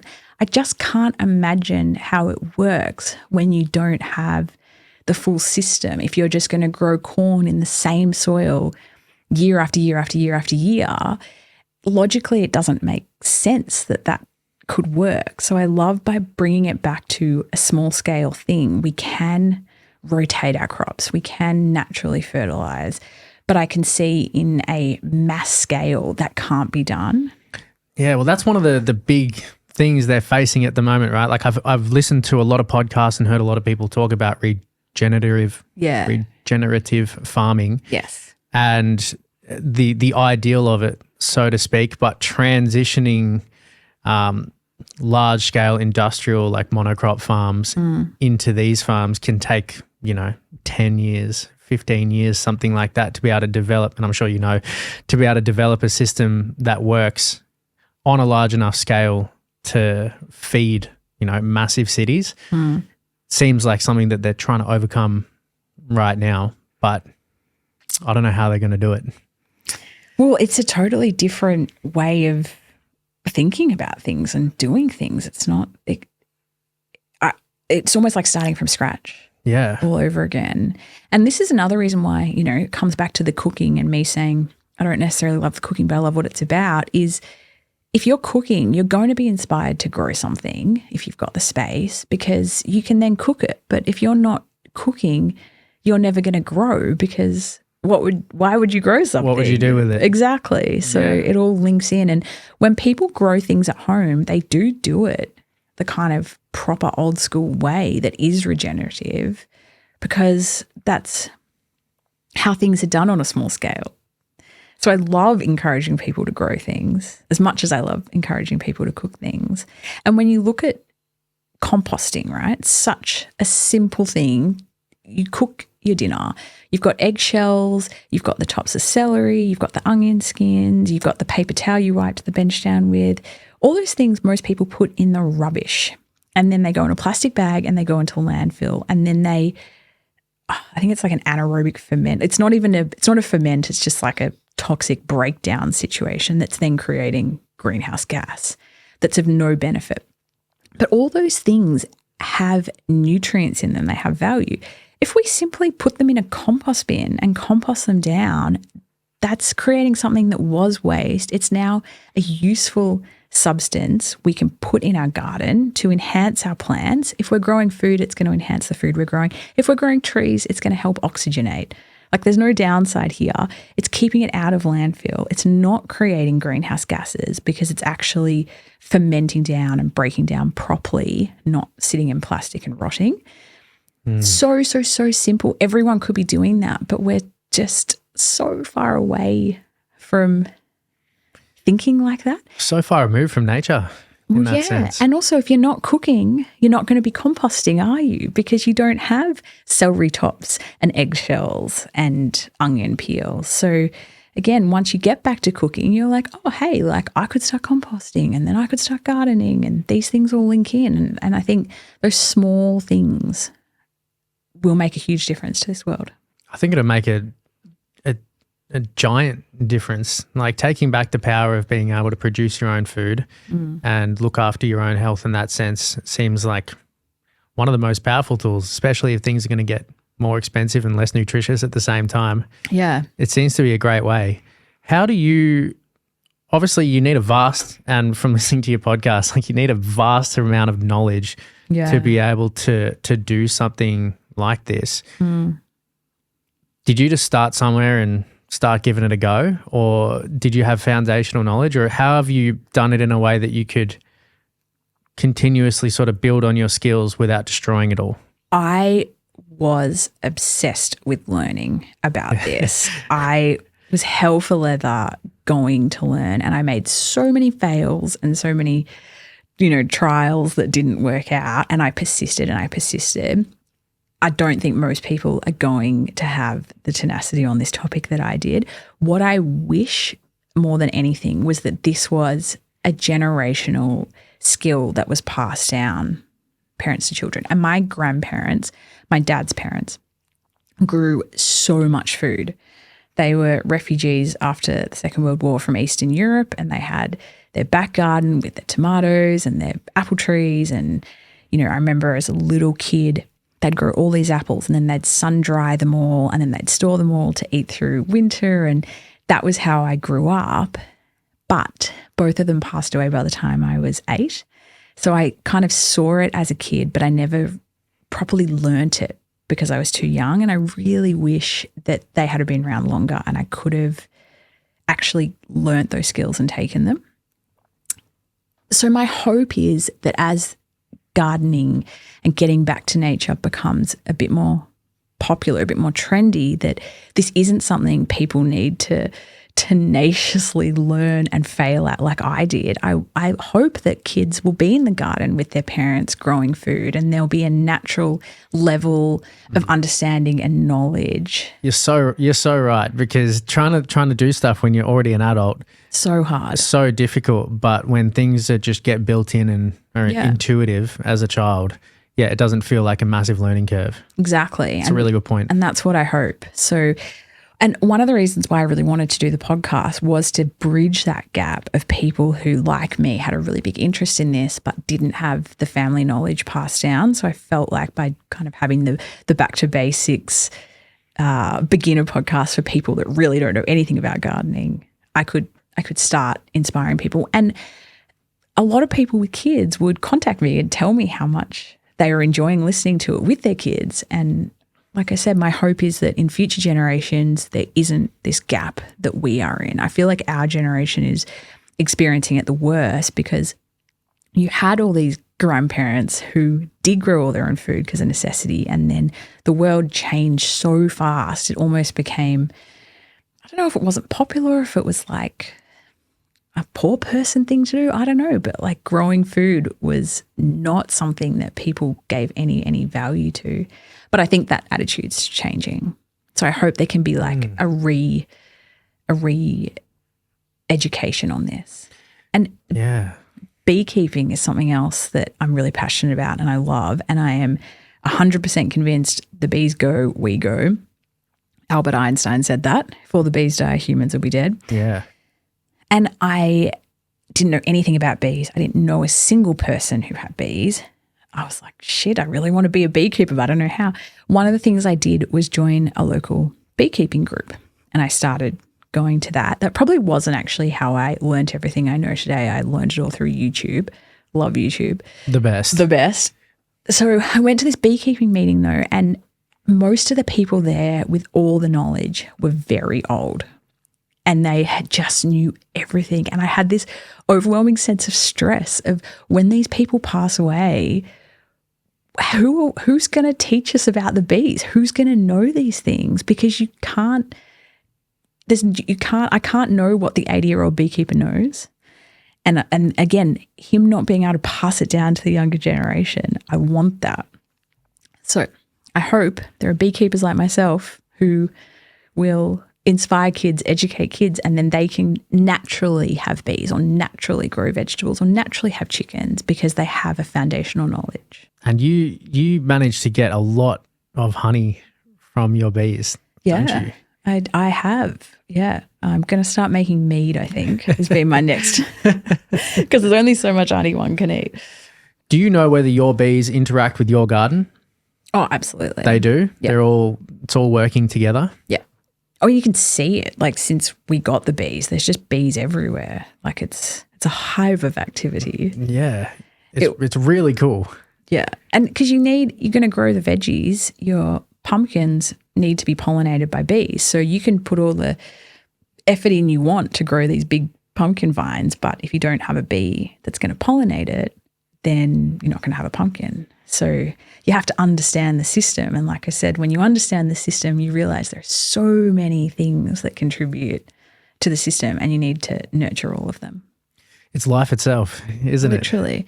And you can't have all these bees and then not have plants, because what are your bees going to eat? So if you want to be a beekeeper, you have to also be a gardener.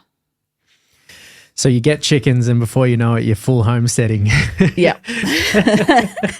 Well, I mean, you get a chicken and the next minute you got a beehive and then next minute you got a goat and a pony and 10 beehives and 20 chickens and, it just gets bigger and bigger. But I love it. Like I can find energy for gardening when I can't even find energy to put my own clothes on. Like I will get out there and do it rain, hail or shine because I have such passion for it. That it will fuel everything. From your experience, what do you think it would take to be able to live solely off your own ecosystem, your own garden, your own bees, your own stuff, not from the outside world, or as minimal as possible? Like, are people prepared for that? Look, you'd struggle. I think where you'd struggle would be the grains. You're not going to have bread. You're not going to have rice. You're not going to have pasta. Grains require a lot of space and no one's growing wheat at home to make bread at this point. So your diet would have to change if you were going to live off the grid, so to speak. I think growing all your own fruits and veggies is really achievable for a lot of people. I produce all my own eggs. I produce all my own honey. If I didn't write cookbooks, I'd probably produce a lot of my own fruit and veggies. But because I'm working on recipes, sometimes I'll have to buy inputs because I need to work on an apple tart recipe and I need apples then, so I'll buy them. But if I was just cooking to just eat for myself, I think I could actually produce a lot of it. But when it gets into the grain area, that is hard. Yeah, I don't even know how much space you need for, like a wheat crop, how much turns it into like a bag of flour or something like that. Quite a lot. I think if you looked at how much, if you had a certain plot of land and you said, I could grow wheat on this or I could grow veggies, you'd be better off growing your veggies, I think. So that's going to be a difficulty. Your oil is going to be a difficult one. Oh, yeah. Like we really need some fat. Some olive trees. I would say your best bet would be to get a cow and milk it and use butter. That would probably be like, if you're really going to do it all from scratch, that would be your best bet, or the olives. So even olive trees take like maybe 10, 15 years to get mature. And like I've got 3 olive trees and if I was relying on those to produce my olive oil, we'd be in trouble. You wouldn't have much. And look, the other thing that can't be overlooked is the chickens play such a big role in my system, both in the eggs they produce, but also like the work they do in the garden. But I buy food for them. And if I couldn't buy food for them and I had to provide all their food, I think that would really change the game. Yeah, would you need just a bigger enclosed area that they could roam, or do you need a bigger garden to be able to sustain the chickens? You need a bigger garden and it would be a challenge to get them enough protein. What you would have to start doing, and people do this, is raising maggots or other like insect. Your face just said. So what you could, there's another like insect, a maggot farm. Yeah. Oh, there's another one that people often farm for chickens. So you would manufacture an environment that maggots would go nuts in because that's a really high protein source for your chickens. So you'd need to start growing them animal sources or insect sources of protein. I think they would really struggle to forage enough protein for themselves just in the garden. So now we're getting super utopian. Yeah. That's cool. I hadn't thought about that before. Yeah. But that makes sense. Yeah. There's people doing it. Like the true hardcore homesteaders are raising insects for their chickens. And so how do you go about, because with your garden, I know that it's sectioned in specific ways. Yeah. How is it designed to rotate things? What's the concept behind it?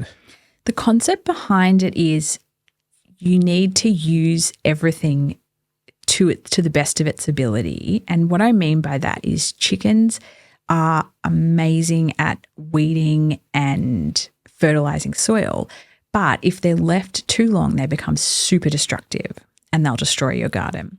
So it's like, okay, we can see where the chickens can be beneficial, but we can also see where they can be a negative. So by having this room system that I've got, I put the chickens, or I allow the chickens into certain areas of the garden and utilize their wonderful skills. And at the point that their skills would turn destructive, they get locked out of that and they get introduced to the next garden area. So they're happy and my plants are happy, but it's just, it's knowing how to harness this stuff. Because a lot of people get chickens and then they're like, oh, they're killing all the plants and they're ruining all the grass. So we're just going to build a little cage for them in the corner and they're going to stay in the corner of the garden. Those chickens aren't going to be happy, but also those chickens aren't going to be contributing in the way they could contribute.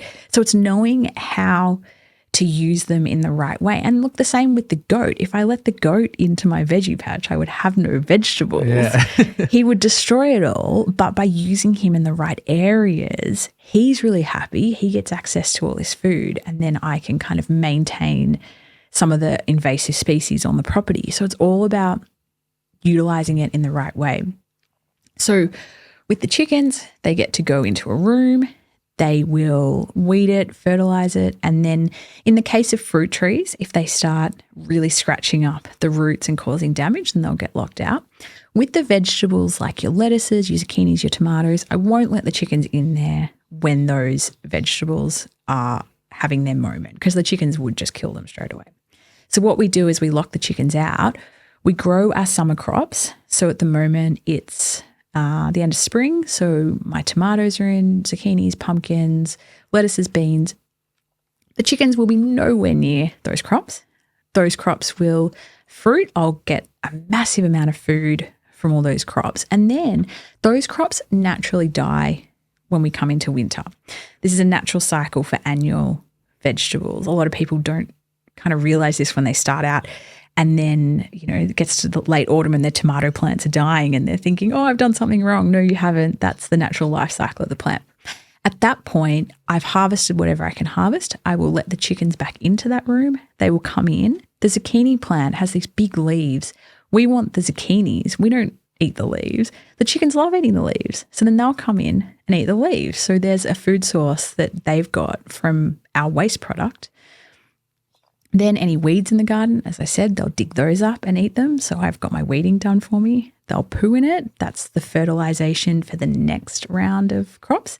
And then once they finish cleaning it, they've done their job, they'll get locked out again, moved into a new room, and then that room is being re-enlivened to be planted out again. So it's a whole cycle that's constantly moving. And to me, it's very intuitive. I was going to ask you that, like, have you got spreadsheets and stuff pinned up everywhere, or this is just a learnt process? So when I started, I had spreadsheets and guides, and I had like little diagrams that was like, this happens, and then this happens, and then this happens. I think I did that for maybe 2 years, and then very quickly, when you understand it, it just makes sense. And now I don't think about anything. I just know how it flows because that's how nature flows. So we just move it in the system and the system works. So if someone was going to go down this path and invest time and begin something like this, how much time do you think that they would need to invest until they could get to that point where it's a more intuitive process? I suppose you just got to start small, and then once you've got an understanding of, I don't think anyone who's never grown anything should go and build what I built. Like that would be ridiculous. Although, you know, if you had my personality type, like maybe just go all in. I don't know. Go all out. Yeah.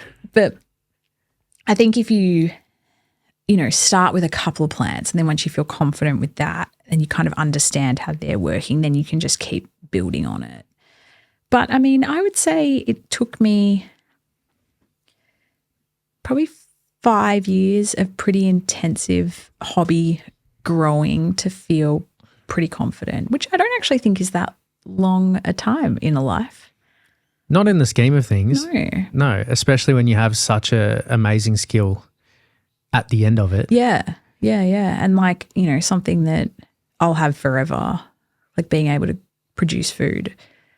Like that isn't a skill that that's a great skill to have. It's such a powerful skill, and it's a theme that I really want to highlight on this podcast through lots of different conversations, which is the ability to create your own independence when required. I'm all for, we live in a society, we live in a system, contributing to the system and using it benefits everybody.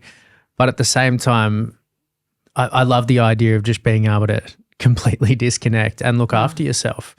I don't know why I love that idea so much, but it seems liberating. There's power in that.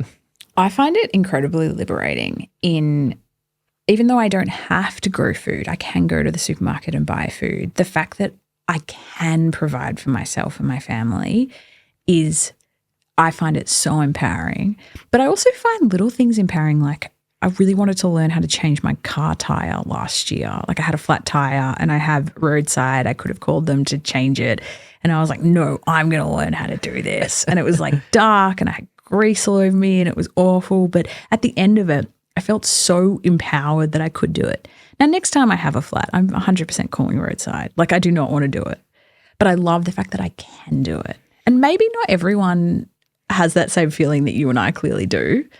But maybe it's personality type or maybe it's just humankind. But it feels, very empowering to be able to do something yourself, even if you don't have to. 100%. Yeah, it does. Like it's a level of safety. Like when I think about those things, it feels like security. I remember my dad's house was completely off the grid, and I remember back in the day there was, the power went out in the town and we still had power. Given our power went out all the other times where everyone else had power. Everyone else had power and you didn't. That's the price you pay with a lot of these things. Yeah. The system is sometimes more consistent. But yeah, noticing things like that and just being like, hey, well, when the rest of the world gets affected by something, life can still happen here. There's something about that just feels so good. And I think cooking, gardening, feeding yourself is one of the most powerful ways to do that. In the end, if people stop feeding you, you have a real chance of being able to do that for yourself, which is just, it's so cool. And like feed yourself, but then also you can feed others.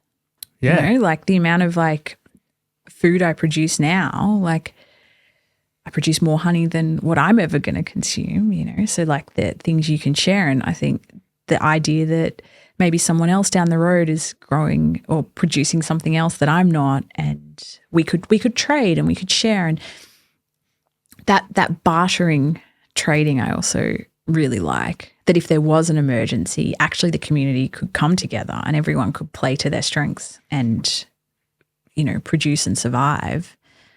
Hopefully it never comes to that, but should it, it's a little light at the end of the tunnel kind of spark that people can come together. It's something that I've noticed just watching how the company, Alyce Alexandra, works, and how you run it with your family, and that this ecosystem that gets created where, and this is an extension with the garden and kind of everything that you do, it has this look that everything's being reinvested back into the family, into yourselves, which provides so many opportunities that normally if you're just by yourself, you wouldn't be able to do it. For example, like access to homegrown food, access to like the best honey you can possibly get. And even when I was listening to you earlier talk about just the skills that you've gained to be able to run this business, it leaves you in a position where you do have power to create. Like you do have like if you have an idea, you actually have the fundamental set of skills to be able to, launch a product, like launch a book, but it's taken however long it's taken you to be able to slowly build all of these sort of independent skills that give you the ability to create in a real way, which good on you. I think it's really cool. Thank you. I think it's really cool.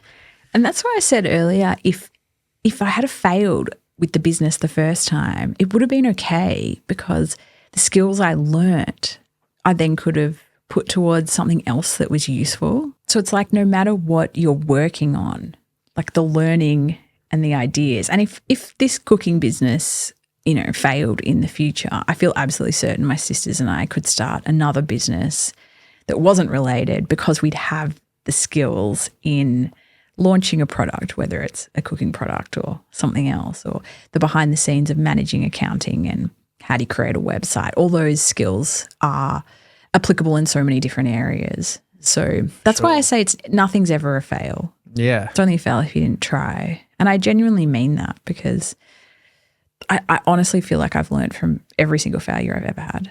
Yeah, I even noticed just doing this podcast, right? Like it's taken me so long to do it once. If I had to set up another podcast now, it'd take me like a week. Exactly. Right. Yeah. Think about how much you've learned in that short time. You could copy this in a heartbeat. As long as you had a small amount of money, you could go build a podcast anywhere in the world. Yeah. In like a few days, basically. Once you understand how to do it, it's not really that crazy.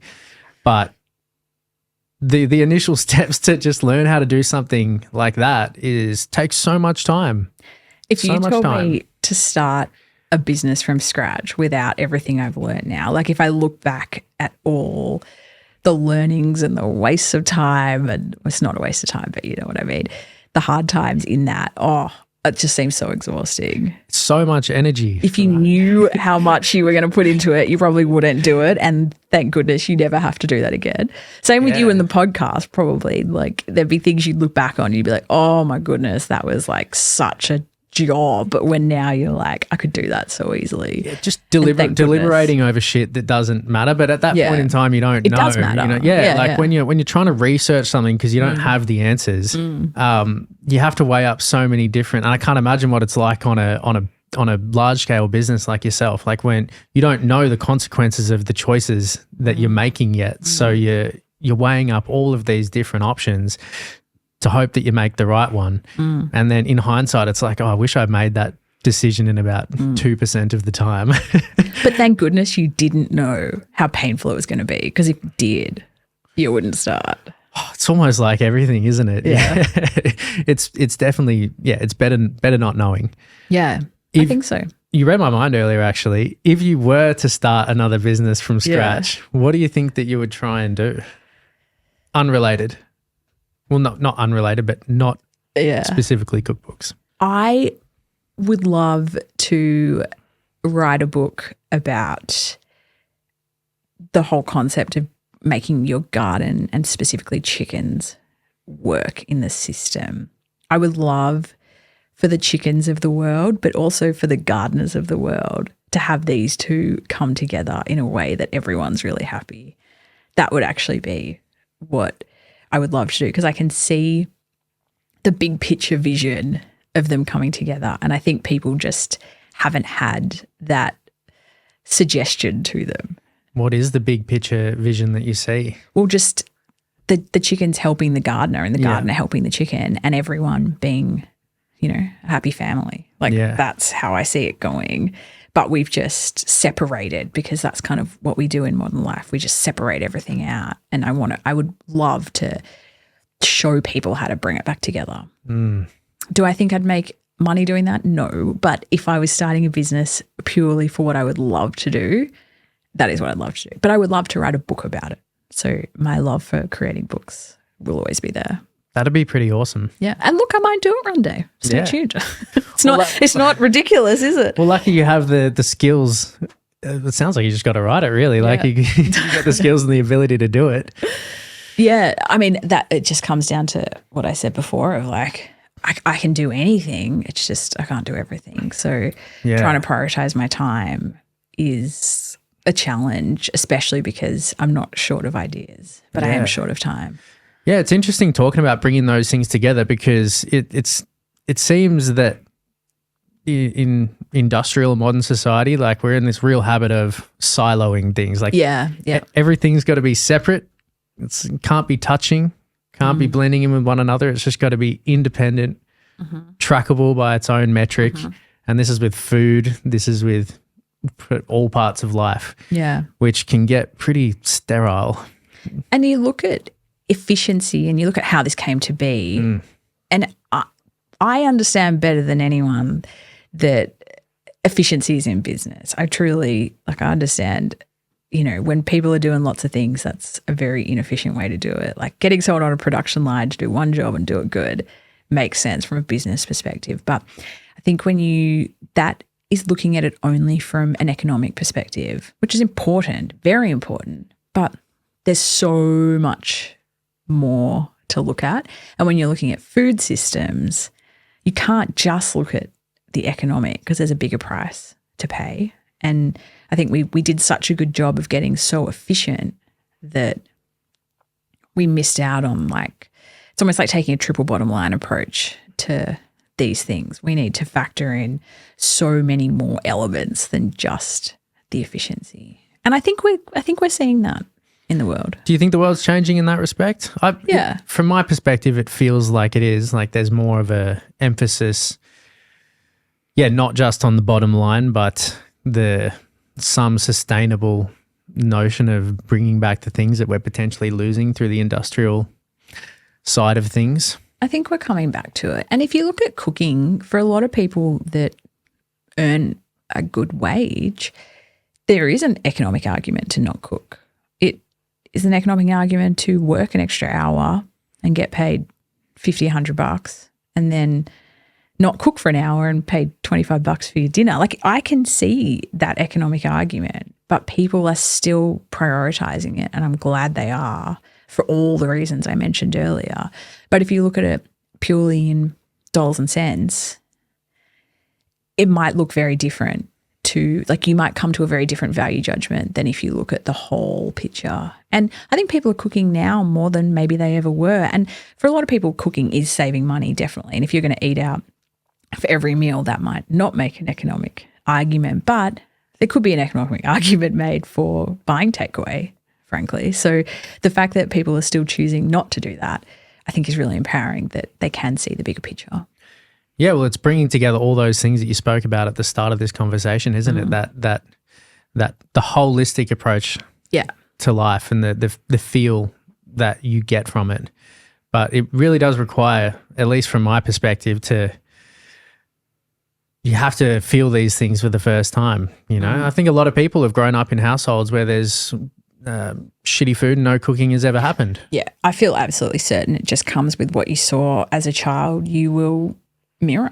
Yeah. And that makes sense. I get that. If you haven't seen the bigger picture and kind of brought up with the importance of it. And I luckily was really brought up with the importance of home cooking. And my mum was a single mom, 3 kids, no time whatsoever, but she always prioritized home cooking. And I saw that, and I think that has certainly shaped me into the person I am today. And this business, I feel certain this business wouldn't have existed if she wasn't so committed to putting home-cooked food on the table every single night, regardless of whatever else was going on. Yeah, I mean, it's pretty wild to look back, right? And whether it's circumstantial or there was some sort of method in place that even before, looking back now, doing what you're doing, these sort of little trace things that you've picked up along the way that already kind of turned you into the person who had the ability to start a business like this, which is pretty wild when you think about it, right? That kind of stuff amazes me. All those little things that seem inconsequential in the time, but they culminated to me being exactly where I am. Yeah, they make all the difference, you've got an extra skill set, an extra intuitive understanding of so many of these things. To even consider writing a cookbook at 20 years old or whatever it is. And like you said, obviously I had to know how to cook. That's not an obvious thing. You know, Yeah, yeah. most people don't get to 18 and know how to cook. Yeah. That's something that you learn later on or never. Yeah, exactly. You know what else really fascinates me about kids is what they're interested in and what they're naturally drawn to. Because you take like me and my three sisters brought up the same way, the same DNA presumably, yet I love gardening and, you know, they don't, or not the same way I do. It's like what, like I am the way I am. Like why was I so drawn to this and that kind of thing. And How then does that work? yeah, but then what I think adults miss is I bet you if you think back to what you loved doing as a kid, you would love doing it today as an adult.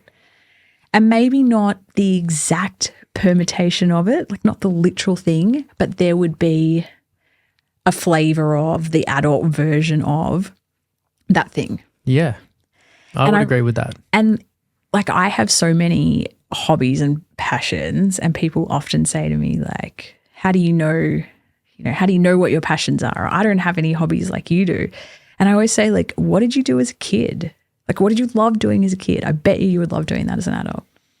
You're so right, actually, now I think about it. And it might not always be in the exact same way, but there's you're like, chasing the same feelings. That's for sure. It's linked. Like, yeah, it might be the adult version, but like there's some permutation of it. And I think when we like come back to that childhood fun, if you're looking for something that will energize you, that will be it.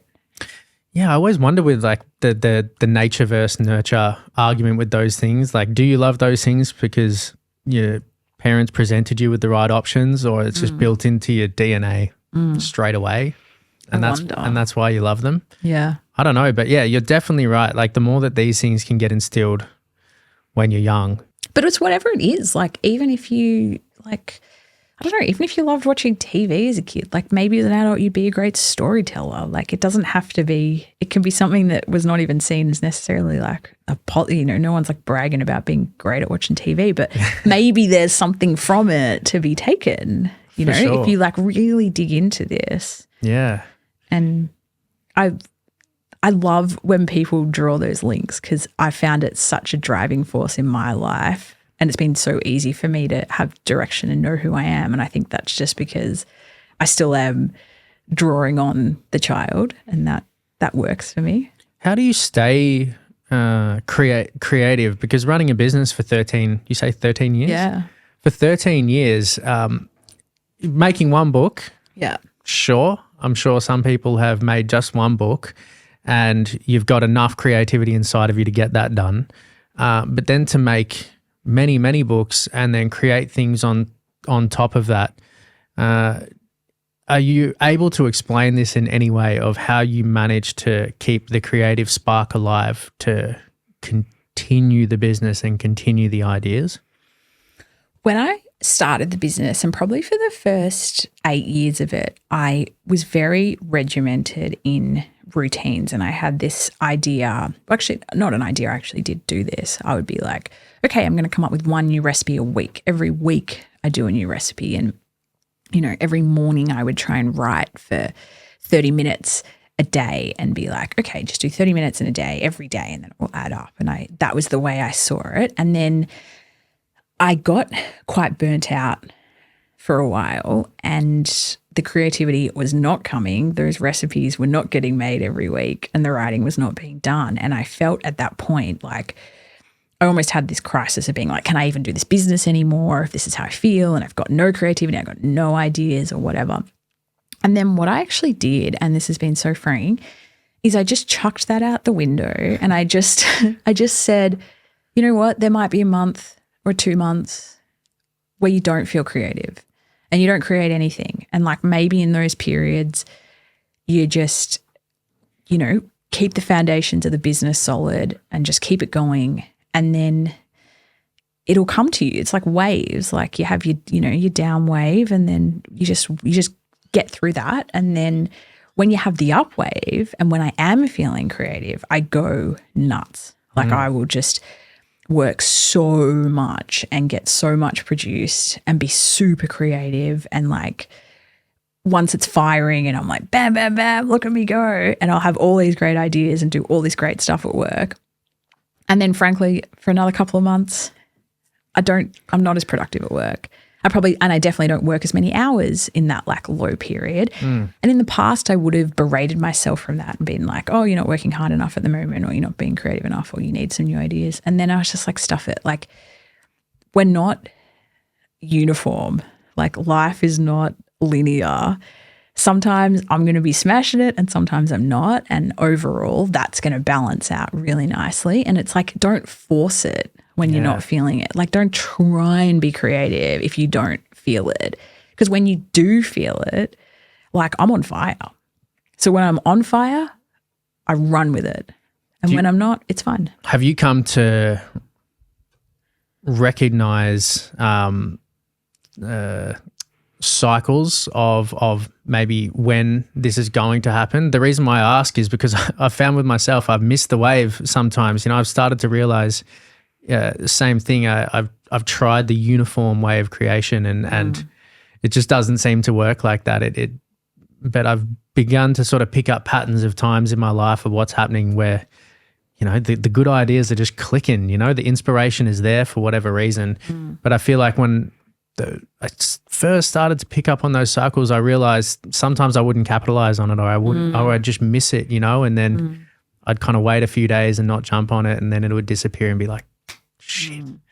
So have you come to recognize like when it's going to happen, how it's going to happen, when the spark's there? And I think, does that make you get into that mode of I got to like take action on this? Yeah, definitely. I think it was as soon as I stopped forcing it. As soon as I said, you know what, if you're not feeling it, don't write. I mean, there's a point, right, where like you got to do your job. Yeah. But for the most part, it's like, if you're not feeling it, don't push it. And then as soon as I gave myself permission to just drop that for a minute, when I started feeling it again, probably because I was really in touch with what I was feeling and I wasn't trying to force myself into, a box or force myself into something. Then it became so clear to me when I was on. And then it was like, oh, okay, you're on. Here we go. This is like Alyce smashing it. Like, oh, I love this version. Okay, let's do it. And then, when that paid it off, it's like, it's not like, oh, I'm angry at myself or I'm disappointed or this is bad. It's just like, okay, we're having our down. And then, when you're up again, like, you're good to go. I have to say, taking some space from the business, like going on a holiday, even for just like 5 days, is often enough for me to then come back and be like, bam, I've got this brilliant idea. Just get out of it for a bit. Yeah. And like, I used to have a bit of an approach of, holidays like kind of bad, as in like, not that they're bad, but like I didn't see them as being valuable for work. It was like, you have a holiday, like you get a break from work, you have your holiday. And then a couple of years ago, I went to Thailand for 2 weeks and I hadn't really taken a break for a very long amount of time. And I went and did this holiday in Thailand and then came back and I like wrote this entire like free ebook we then launched. Like it was, I don't know, like 20,000 words. I wrote it in like a week. And I was like, it was this real eye-opener of you could only do that because you took the holiday. So maybe instead of trying to just push through all the time, if you're pushing shit uphill, stop, take a break, even if it's just for a day or two, and then you come back. And like when I came, oh my God, like I got more done at work in, I reckon, the month after I got back from that Thailand trip than I probably did in the 6 months before. Yeah, that's a really good point. Hey, yeah, something that could potentially take 3 months of slogging it out, or you could enjoy yourself, relax, and then come back fresh and get it done in half the time. Yeah, and it's like, don't look, and maybe this wouldn't work for everyone's personality type. I don't know, but for me, it's like, don't push it when you're not feeling it, and then when you go, like, I don't know, like when you've got the momentum, take it. Yeah, and when you don't, it's very hard to start it. So look at other ways that you can kind of nurture yourself to then start the momentum. So since that Thailand trip, which was a couple of years ago now, or last year, I don't know, I take a very different approach to holidays. And I'm like, people if you're burnt out, you should take a holiday and you'll come back and be a better worker for it. Myself and everyone else. Did you have to make, when in the time that you were building this, did it feel like you had to make sacrifices greater than the people around you in terms of, I don't know, social life, going out, doing things, seeing people, all of those sort of fun things that we like to prioritize over work sometimes? Did you feel like you had to, was it difficult or did you have to sacrifice? And if you did, was it difficult? I feel like I definitely sacrificed. I think I worked harder than a lot of people did in their 20s. I think, a lot of my friends moved overseas and did, a couple of years living in London and that kind of thing. And there was a part of me that wanted that too, but knew that, I couldn't step away from the business. But I always saw the bigger picture and I saw that as being way more valuable. So I don't see it as a sacrifice, but I suppose it could be construed as one. And for me, being able to work with my family was such a big benefit and something that I saw as being really valuable that I was willing to let the other stuff go. And even now, I would say I have more flexibility in my day-to-day than most people would in their mid-30s in their career. So I don't see it as a sacrifice, but I suppose in some ways you could, but it's definitely worth it. Would you advise other families out there to get in business with one another? I think the reason my sisters and I work so well, and this would be my advice to anyone doing a family business, is every aspect of the business, you could tell me any task that there is, and I could tell you exactly which one of us is that person's job. And the reason I say that's important is because often we'll be having a discussion about something and we'll have different opinions, but we all know whose opinion you're going to divert to because you know who's the boss of that. So therefore, I find we don't really fight about things because even if two of us are that shit, it's well, that topic is Lauren's topic or Ellen's topic or Alyce's topic, and therefore that person's going to have the final say. So you don't clash. I think if two of us had the same role and you were trying to share the same role, I think that would be much, much, much harder in a family dynamic. So that would be my advice is segregate and specialize and back that person. So if that person is the marketing person, then you have to back that person to be the marketing person, even if you disagree. And that can be challenging. And I think at the start we probably we were a bit more, I don't know. I mean, look, we don't fight a lot with work stuff.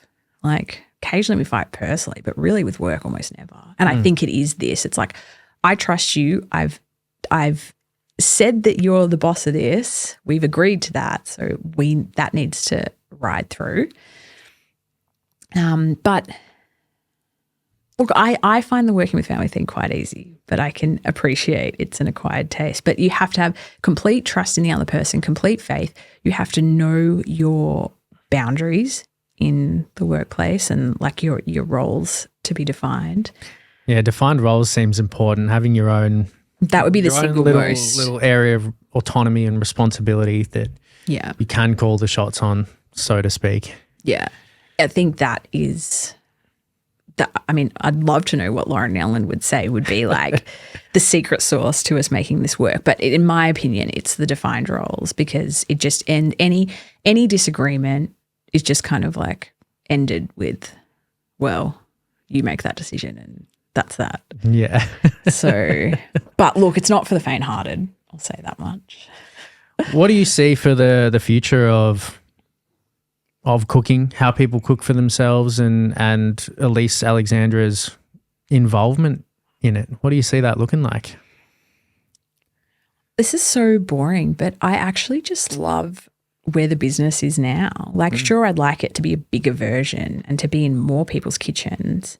But, what we do, the books we create, the accessories that we create with them, I love it. I think we do make a big difference in people's lives and people's homes and people's kitchens. So if I could keep doing this and just reach more people, I'd be very happy. No doubt I'll come up with some new idea that will be added into the mix. I don't even know what it is. So I'm sure it won't stay exactly as it is. But I don't hate what we're doing. So if I could just do more, and I think empowering people to cook more, empowering people to feel more confident in the kitchen, try new dishes, empowering people to connect with their food. If I can keep doing that, that's the role I want to play. And honestly, nothing makes me happier than when someone sends me a photo of something they've cooked and they're like, I'm so proud. Like, I served this for my family and they were all so impressed. Or, you know, my kids hate everything I cook and then I made this and now they love it. Like, that feeling is the best. Yeah. That keeps me going through everything, because I'm like, I made a difference in your life, like in a really tangible way. And so much so that you've bothered to give me feedback. Like, must have been good, you know? Yeah.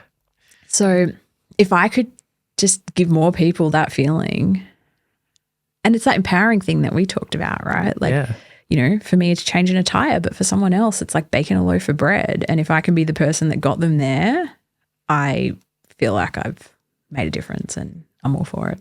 100%. And from everything that I've listened to and what I've seen, it really does seem like and I mean this in the best way, like a one-stop shop. Like if you wanted to come somewhere and learn about everything to do with food, basically, you know, all aspects, from the garden side, from the podcast, from the business. Correct me if I'm wrong, but it doesn't look like you could just stay within that ecosystem and know everything and live a good life.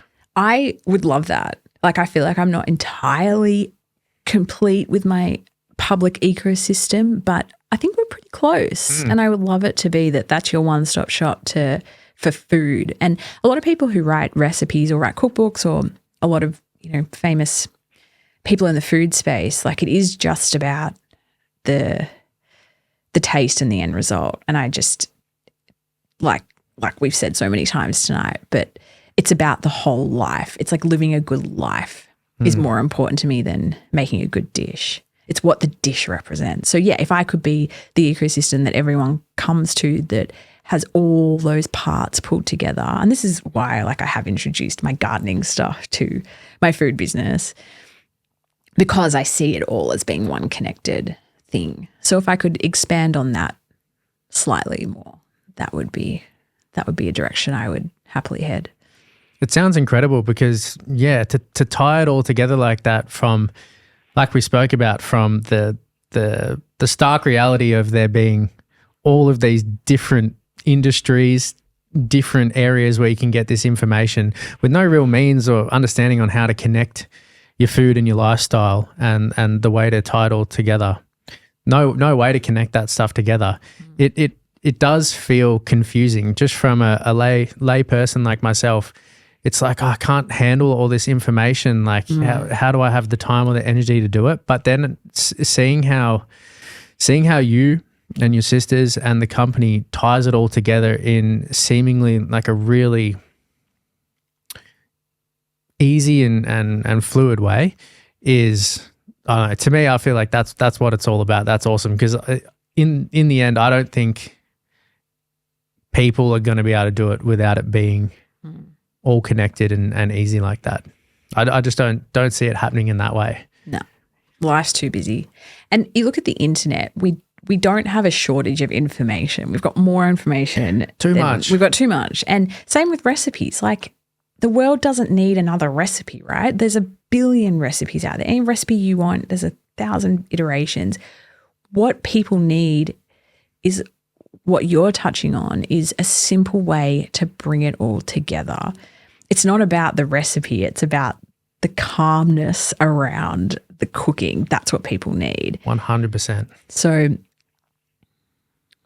with everything out there, I think the way that I've managed to build a following, build a career, have people willing to, you know, pay for my books, is by creating a calmness and a system and empowering them to be able to do it, which a recipe alone doesn't empower you to cook. It's a philosophy around it. A good recipe goes a long way to empowering you to cook, but it's more than just that. And that, I think, is what I love about a book, is that you can sell the story and the vision, and you can set people up for success more than just telling them the steps of how to do something. For sure. And yeah, throughout all the recipes in a book, you can, even just learning all the recipes from one book, you're in a position where you could probably service your family and your friends very, very well, which is you don't difficult need to a do. lot. Like you don't need a lot of books. You just need some good ones, and you need to feel confident in them and trust them. I think when people come to my books, they open it up and the cooking recipe, they feel confident in trusting me with this recipe journey. And that's a relationship that I've built with that customer over a really long amount of time. And I think now, like, I have a lot of people who say, like, yours are the only cookbooks I cook from. Because like you say, you don't need a lot. You just need to be like committed and deep in with something. And for sure. That makes sense to me. Like, if I'm not surprised to hear that at all, that people would say that. When it comes to your customers, I know you're constantly communicating with everybody in the Alyce Alexandra community, but is there anything that you are trying to get across or trying to express that you want to express that they might not know how you feel, but you would like them to know? Nothing coming to mind specifically, but something that Ellen always reminds me of, and it's true, and I'm saying this out loud to remind myself and anyone else, is I've said all these things publicly. I've done all these newsletters. I've done all these social media posts. I've written all these books. And I always assume that everyone out there knows all these things. And it's like, even my biggest fan has not read everything I've written. And you're getting new people introduced to your brand all the time. So I feel repetitive in a lot of the stuff I write or post about or share. But I'm like, people have got their whole big lives going on. They're not paying attention to every single thing you've shared. And Ellen's like, you have all this information about, even about like the seasonality of food. And she's like, write more about that. And I'm like, oh, but I wrote about that once 6 years ago. And Ellen's like, no one remembers. Like, people need to be reminded, and that's a good thing. Like, so, don't be afraid to kind of share more, and you're not going to be badgering on the same point. So that's a really good point. It's so serendipitous that you said that, because I heard someone else speaking about this similar topic, and they kind of said, yeah, success is, finding the things, the few things that you really believe in, and then getting comfortable with saying them over and over thousands again. of times in different ways, but you're dying on that hill. You're saying the same point, and getting used to that, because you're right. Like, you might say the best thing in the world once, but only 20% of people see it. Yeah, exactly. And even if you did see it the first time, how often do you hear something you already knew and you're like, oh yeah, like I should, I remember that now. Like, no, and two things happen. Either you're like, oh yeah, good point, cool, thanks for reminding me. Or you're like, oh, I knew that. And then you feel a bit cool because you knew it. So it's like, either way, it's a win for people. You're not going to say something enough times that they're going to be like, oh, I'm sick of hearing that. I think all the quotes that I love, I love it when I hear them. Oh, I could hear like my favorite quotes over and over again, and you never get sick of it. Yeah. So yeah, Ellen really drilled that into me this week. And I think because you get bored of yourself, like I've said Doesn't the same feel like a new idea to you. No, I'm like, I've said this, like I get it. Like, it's not interesting, but it's like, it's interesting to someone else. So you just have to have, I suppose it is that self-confidence again, to just like keep saying it, keep sharing it. How do you remind yourself of the things that are relevant and important and useful and interesting when maybe because it's not new to you, it might have lost its punch? Like, how do you discern which ones are the things that you keep repeating?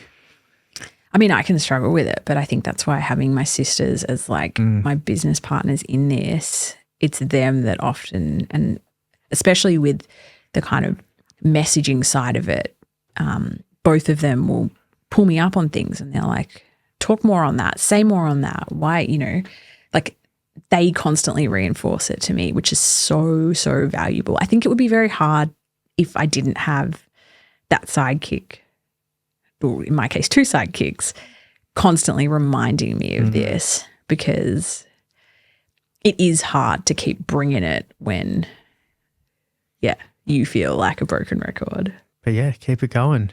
Keep it going. And also, if you get to the point that you said the same thing 100 times and people are bored of it, well, then maybe you got your mission, you got your point across to them, and it's time. Yeah, good job. Well done. Like, it's time for them to move on and get another vision or another, idea from someone else. So like, if you did get to that point, this is the other thing, right? Like, if you're boring someone, they're going to unsubscribe from your newsletter. They're going to stop following you on social media. So your audience is going to self-regulate.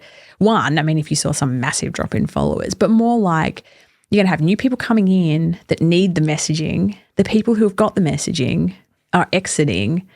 So it's self-policing. You just keep talking and the right people are going to be your audience. Yeah. Or if they're not, if they're not interested, they'll leave.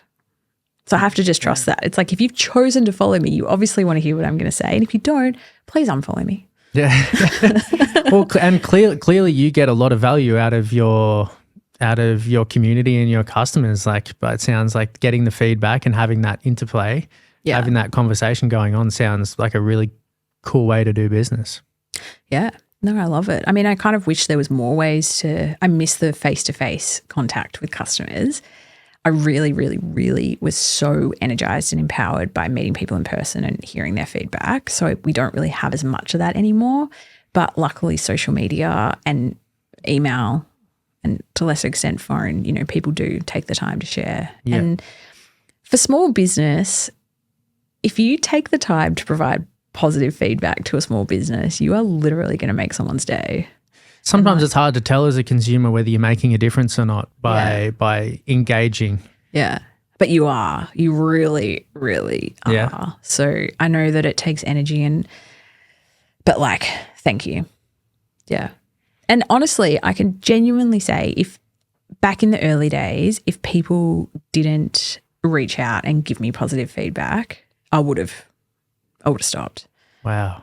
100%. And there are a few times, hard times, going back probably 8 years now, but there were some rough times. And if I hadn't have had customers being like, this is life-changing stuff, it might have been hard to keep going. So, you never know what impact you've made on someone.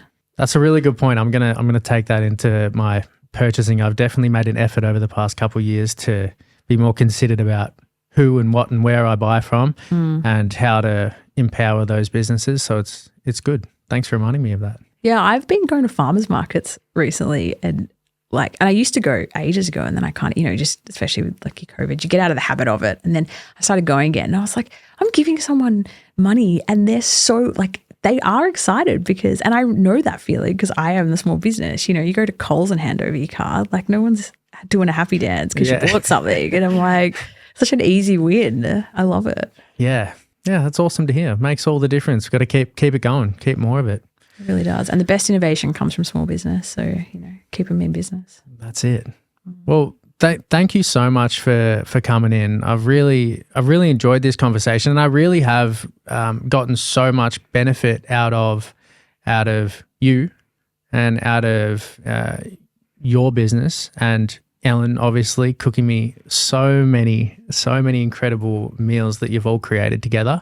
Yeah. Which is, for me, it feels like a one-stop shop ecosystem. It's why I bring that up. Yeah. And it's really awesome to just see a little bit more on the inside of how it all works. And, some businesses you don't want to see how it runs. You don't want to see how the sausage is made a lot of the time. Yeah. And I've been hurt before, so to speak, seeing behind the curtains and seeing how stuff runs and being like, oh, well, that's not what I bought into initially. Yeah. But watching how you all do it is it's the opposite of that. If anything, it gets better the more that you look inside. So it's really, really cool. And yeah, I appreciate you coming on and having this conversation. For the sake of the business end, where can everybody find your stuff? AlyceAlexandra.com is my website, and my main social media is at Alyce Alexandra Cookbooks, ALYCE, unusual spelling. Interesting. Dill, thank you for having me on. And I think it is so fitting that we've come full circle from talking about your podcast the day I met you to 3 years later, me being a guest on it. And I really respect the fact that you are living the words, because doing something, putting yourself out there, your name, your face, I can certainly appreciate what kind of an undertaking that is. So well done to you. And I am absolutely certain people listening are all the richer and wiser from being a part of it. I hope so. And from listening to someone like yourself. So yeah, thank you so much. I appreciate the friendship. I appreciate the support, and yeah, all the best with everything. Thanks, Dill. All right, let's wrap it up. Peace out, everybody.